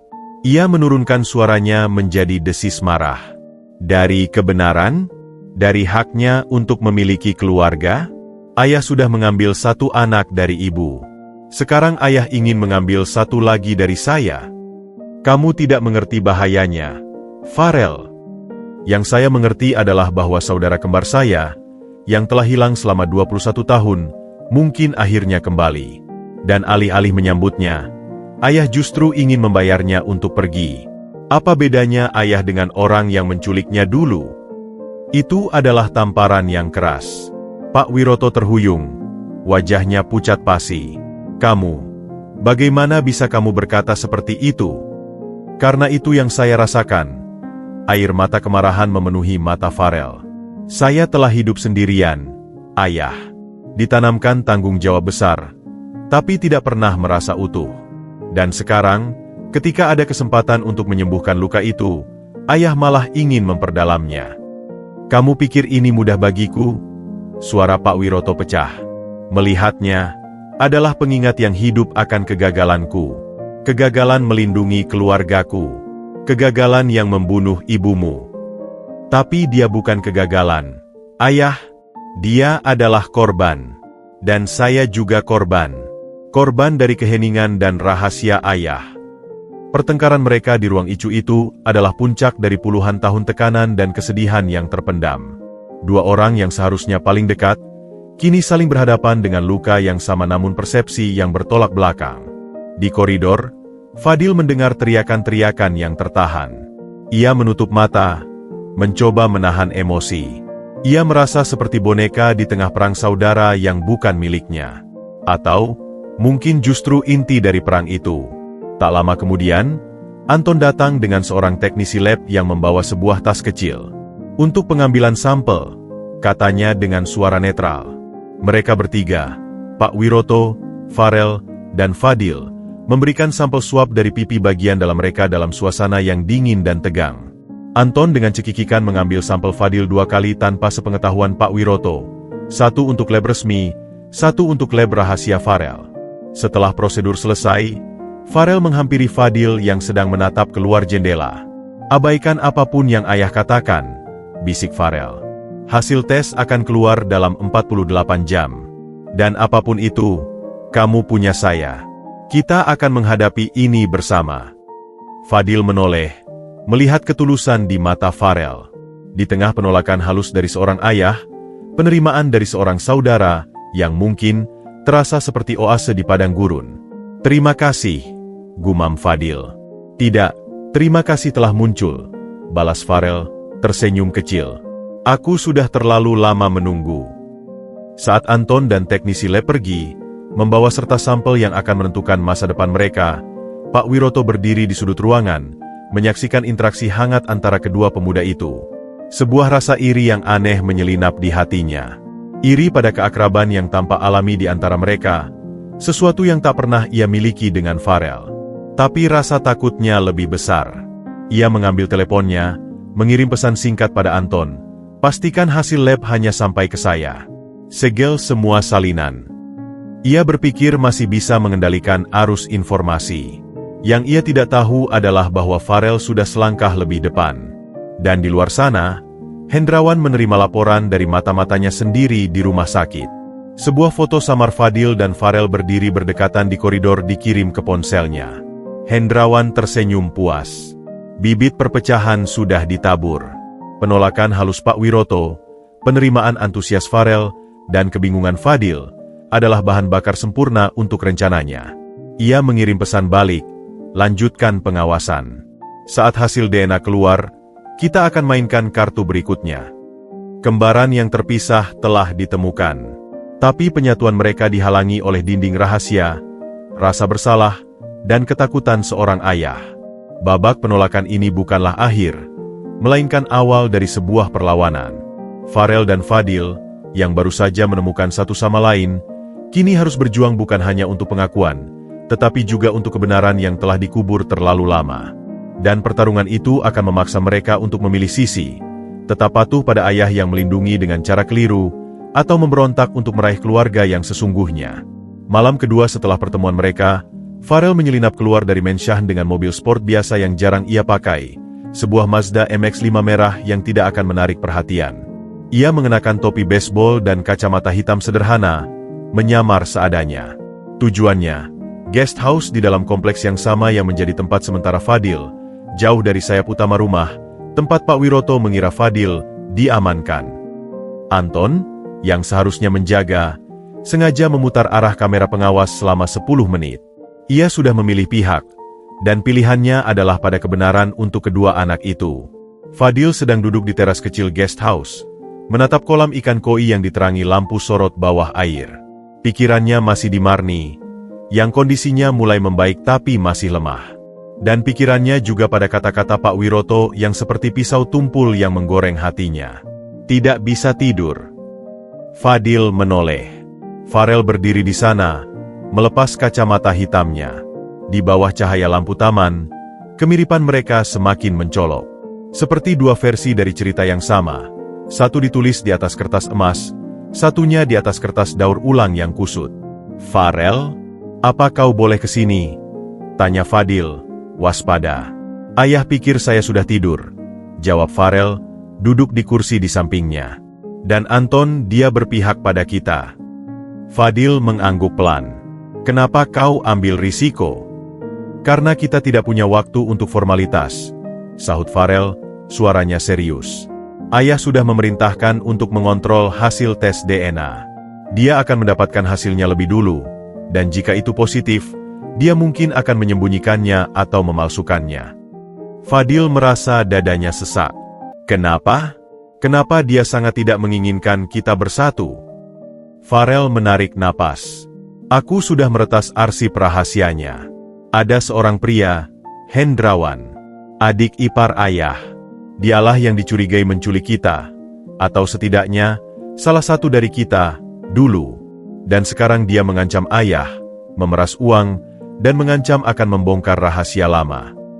Dan ayahmu, Pak Wiroto, takut jika kita bersatu, rencana orang itu akan berjalan, tebak Fadil. Lebih dari itu, Farel menatap Fadil.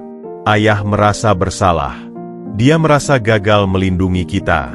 Dan sekarang, dia begitu takut kehilangan lagi sampai-sampai dia lebih memilih untuk menjauhkan kita, daripada mempertaruhkan kita berada dalam bahaya. Tapi dengan menjauhkan kita, dia justru kehilangan kita. Gumam Fadil, bijak di luar usianya. Pengalaman hidupnya yang keras mengajarkannya bahwa memendam rasa takut hanya melahirkan penderitaan yang lebih besar. Tepat. Farel mengeluarkan sebuah flash disk dari saku jaketnya. Ini berisi semua yang kutemukan. Laporan investigasi, surat dari ibuku, foto-foto. Baca sendiri. Tapi yang terpenting, kita harus punya bukti DNA kita sendiri, di luar kendali ayah. Anton bilang dia sudah ambil sampel ganda. Ya, satu untuk lab yang ayah pilih, satu untuk lab temanku di Singapura. Hasil dari Singapura akan langsung ke aku. Tapi kita butuh lebih dari sekadar hasil lab. Apa maksudmu? Kita butuh ceritamu. Secara detail. Semua yang Ibu Marni ceritakan. Tempat, waktu, barang-barang yang menyertaimu. Kita kumpulkan seperti puzzle. Farel bersandar ke depan. Matanya berbinar dengan tekad. Dan kita juga perlu tahu tentang Hendrawan ini. Siapa dia, di mana dia sekarang, dan apa yang sebenarnya dia inginkan. Fadil memandang Farel, kagum pada ketegasannya. Kau sangat berbeda dengan yang kubayangkan. Apa maksudmu? Aku pikir anak orang kaya seperti kau akan manja, takut menghadapi masalah. Tapi kau justru langsung menyerang. Farel tersenyum getir. Hidup di tengah kemewahan bukan berarti bebas masalah, Fadil. Aku dibesarkan dalam sangkar emas. Setiap langkahku diawasi, setiap keputusanku dikontrol. Aku seperti boneka yang disiapkan untuk meneruskan kerajaan bisnis.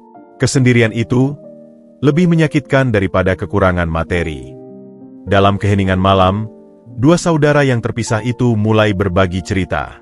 Fadil bercerita tentang hidupnya, memulung sejak kecil, berjuang melawan preman pasar, merawat Marni, dan mimpi-mimpi sederhana yang selalu kandas. Farel bercerita tentang tekanan menjadi Farel Wiroto, les dan kursus tanpa henti, jamuan makan yang membosankan, dan kehampaan yang ia rasakan di balik semua kemewahan. Kau tahu, kadang aku iri pada orang-orang seperti kau, kata Farel tiba-tiba. Iri? Pada hidupku? Fadil terkejut. Pada kebebasanmu. Kau mungkin miskin, tapi kau bebas. Kau bisa memilih untuk jujur, untuk marah, untuk tertawa tanpa ada yang menilai apakah itu pantas untuk image Wiroto. Aku selalu memakai topeng. Percakapan itu berlangsung hingga larut. Mereka menemukan lebih banyak kesamaan daripada perbedaan. Keduanya suka menggambar. Farel di iPad Pro, Fadil di buku bekas. Keduanya tidak suka makanan pedas. Keduanya memiliki kebiasaan memutar-mutar rambut saat berpikir. Saat kita kecil, ibu bilang kita selalu memegang rambut masing-masing saat tidur. Kenang Farel tiba-tiba dari foto yang ia lihat. Mungkin itu sebabnya kita punya kebiasaan yang sama.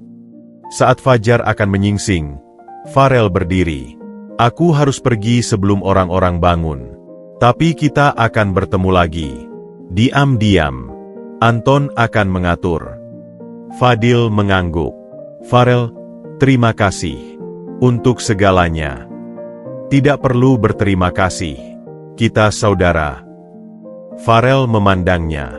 Oh, dan soal ibumu. Aku sudah atur agar dia dipindahkan ke villa kecil yang aman di puncak begitu kondisi stabil. Lebih aman di sana. Ayahku tidak akan mencari ke sana.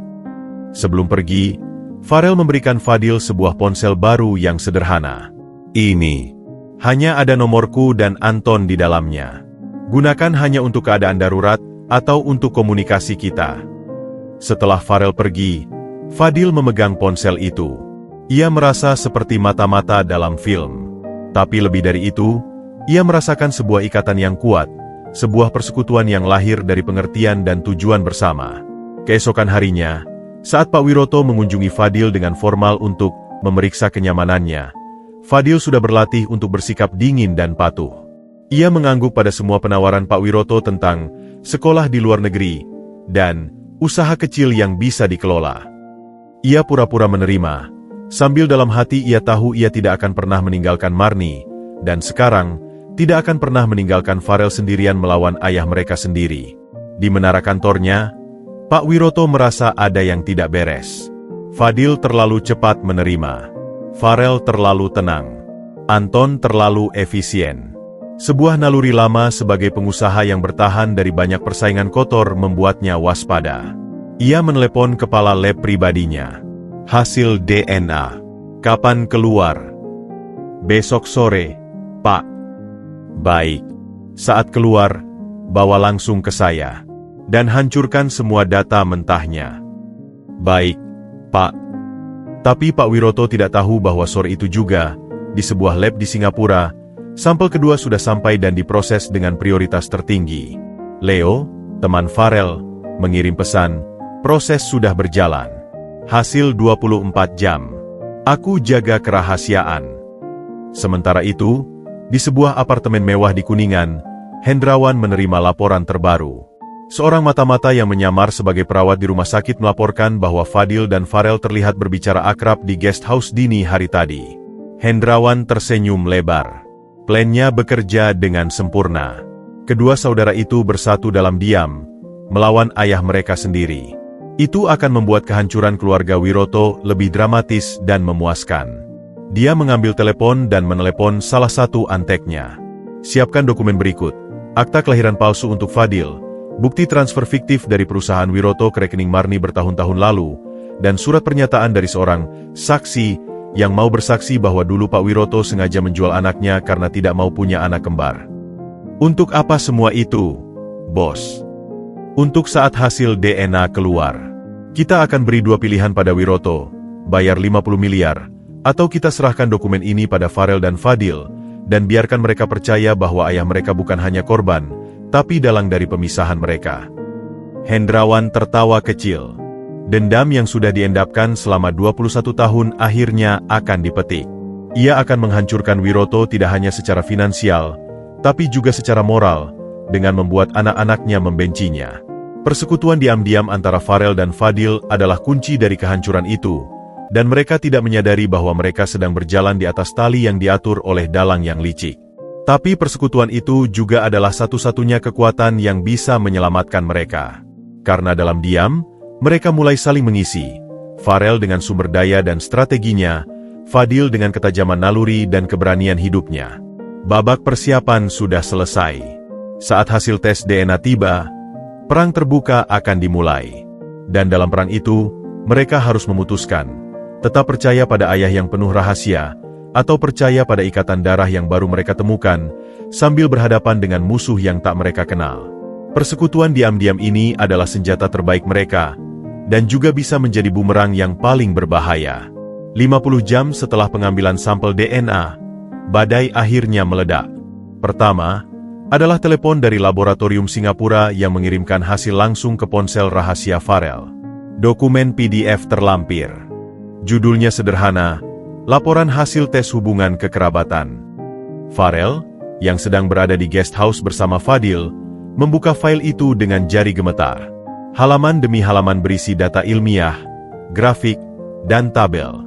Tapi matanya langsung tertuju pada kesimpulan di bagian akhir, yang dicetak tebal. Berdasarkan analisis DNA STR pada 23 lokus, probabilitas hubungan sebagai saudara kembar monozigot, identik, antara subjek A, Farel Wiroto, dan subjek B, Fadil, adalah 99,9999%. Dengan demikian, dapat disimpulkan bahwa subjek A dan subjek B adalah saudara kembar identik. Udara di ruangan seakan tersedot.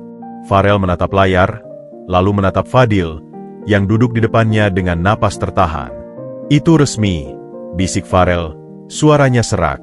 "Kita kembar." Fadil menerima ponsel itu, membaca kata-kata itu berulang kali. Sebuah kebenaran yang selama ini samar, kini terpampang jelas dalam bahasa ilmiah. Air matanya, yang selama ini ditahan, akhirnya tumpah. Ia bukan anak buangan. Ia punya saudara. Ia punya darah daging yang selama ini hidup di dunia lain. "Aku selalu merasa setengah," gumam Fadil, menatap Farel.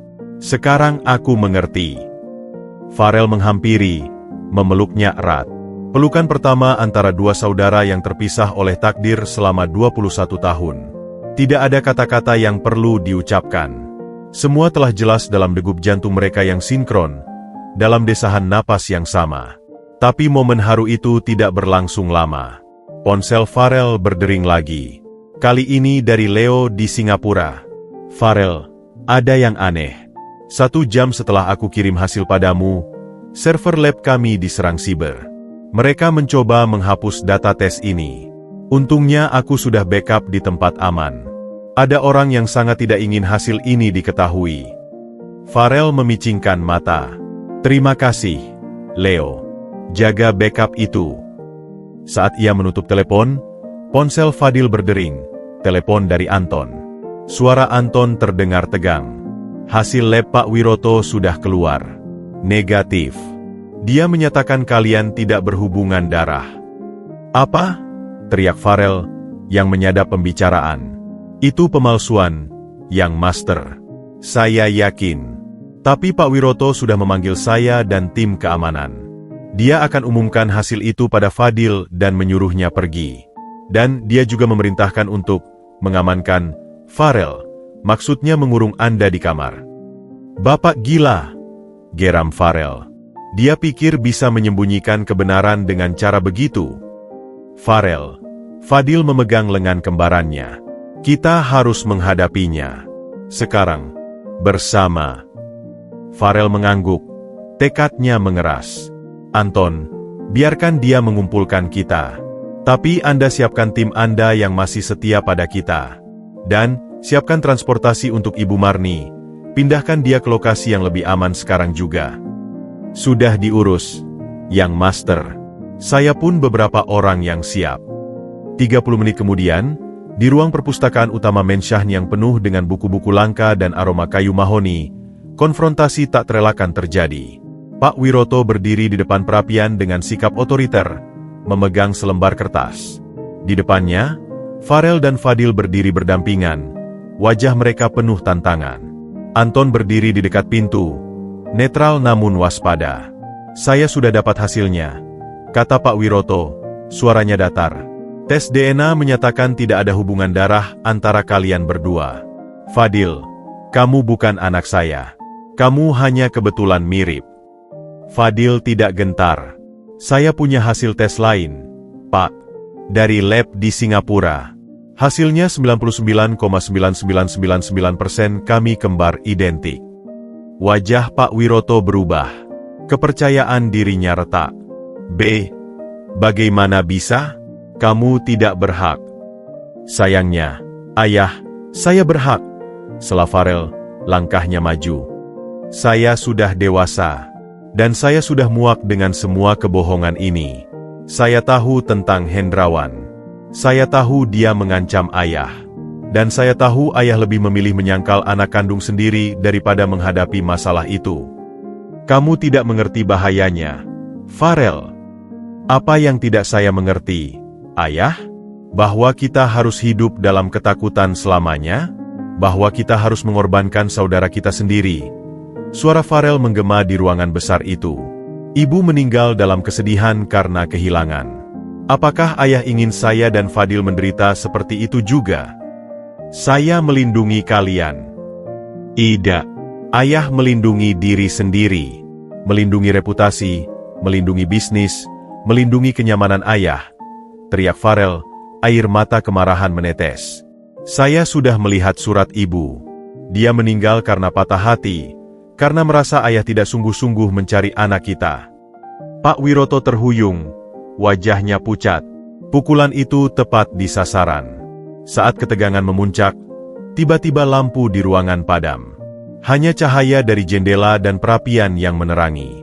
Lalu, suara sistem speaker rumah yang biasanya untuk pengumuman, tiba-tiba menyala dengan suara yang terdistorsi, suara yang sama seperti di telepon Pak Wiroto. Selamat sore, keluarga Wiroto. Tampaknya pertemuan keluarga sedang berlangsung hangat. Semua orang membeku.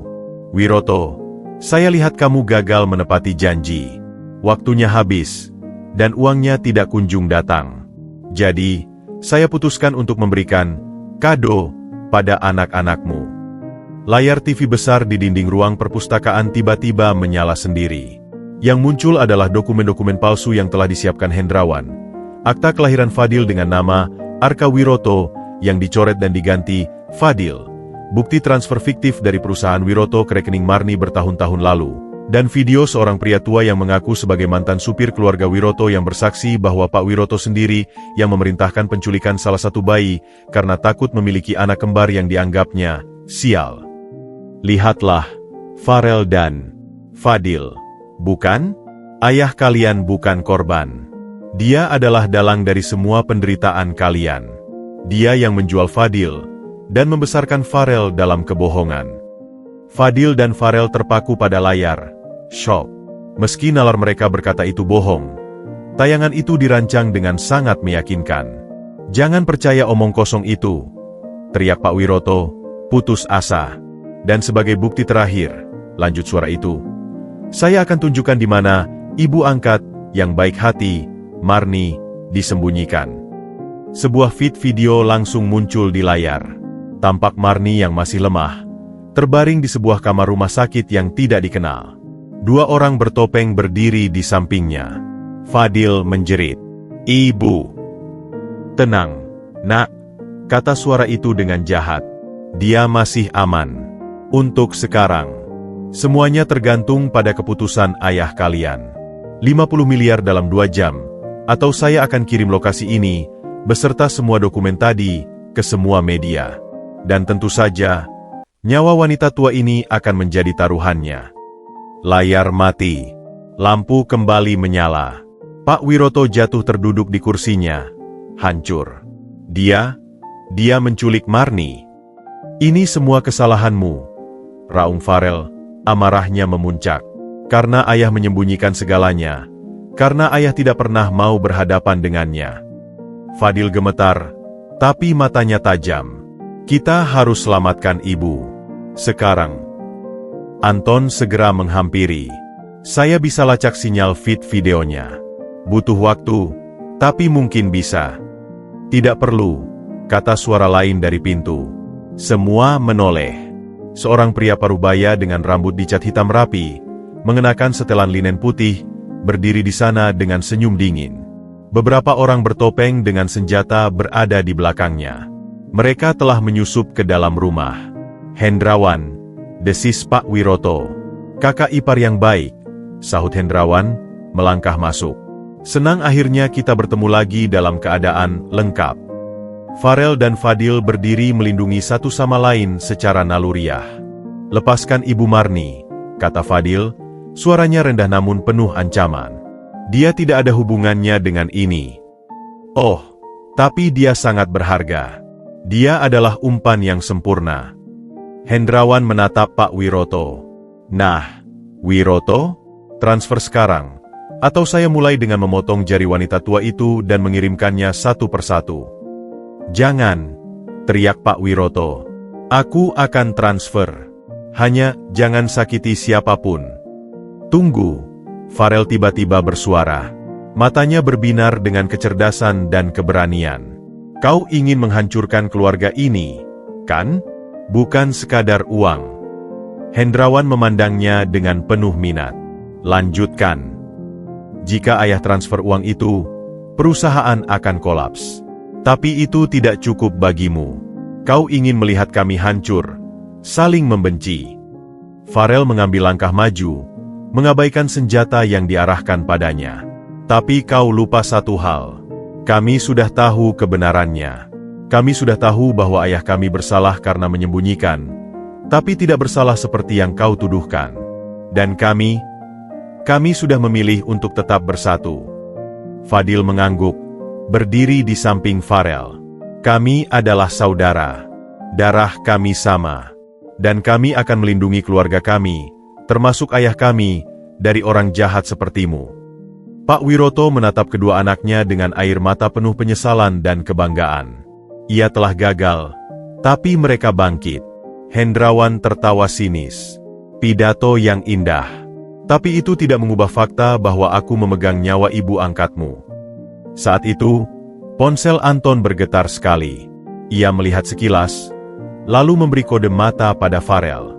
Tim sudah di posisi. Farel menarik napas. Kau tahu, Paman, katanya pada Hendrawan, tiba-tiba menggunakan sebutan keluarga. Aku sudah melacak semua komunikasimu selama seminggu terakhir. Aku tahu di mana markasmu. Dan aku juga tahu bahwa Ibu Marni tidak ada di tempat yang kau tunjukkan di video tadi. Itu rekaman lama, ya? Karena rambutnya lebih pendek di video. Padahal kemarin sudah dipotong. Hendrawan terdiam, senyumnya pudar.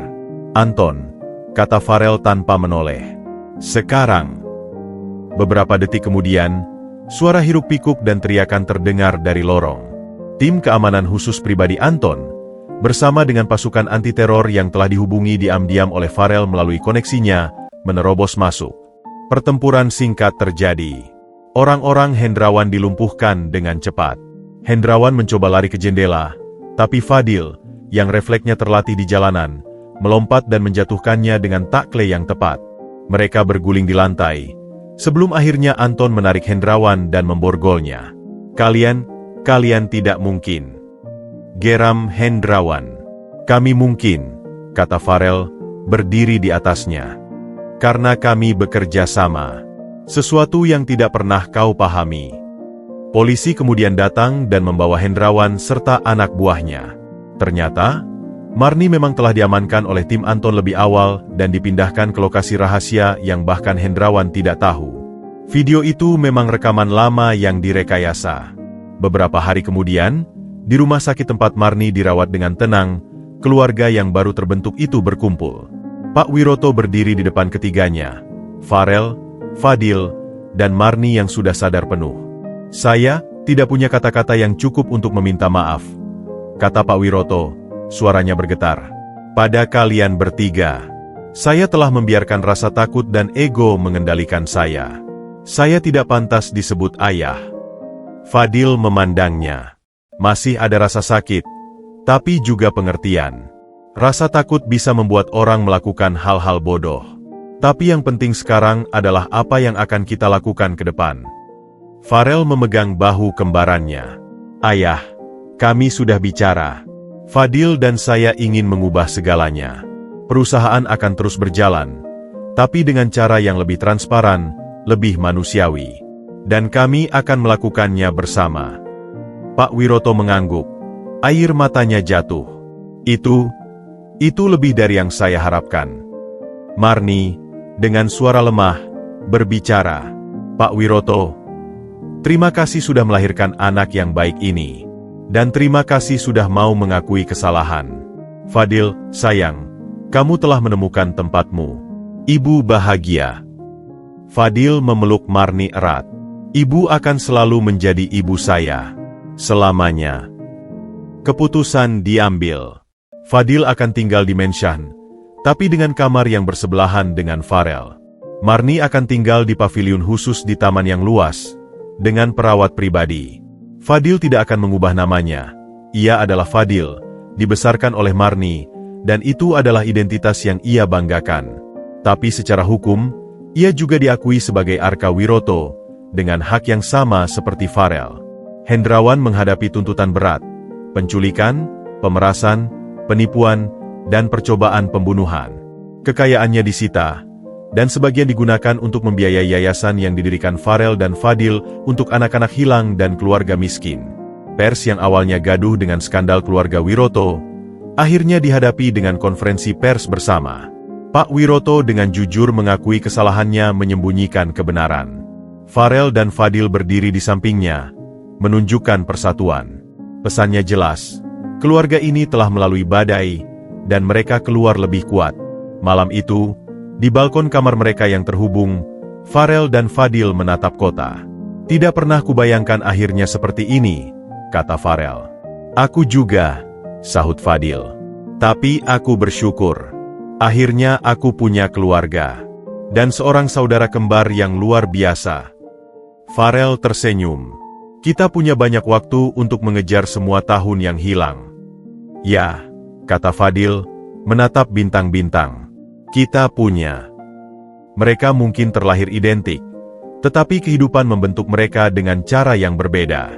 Namun, di tengah perbedaan itu, mereka menemukan kekuatan yang sama, ketahanan, keberanian, dan kapasitas untuk memaafkan.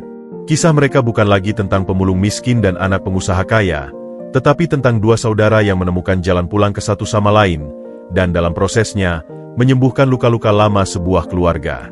Akhirnya, mereka utuh.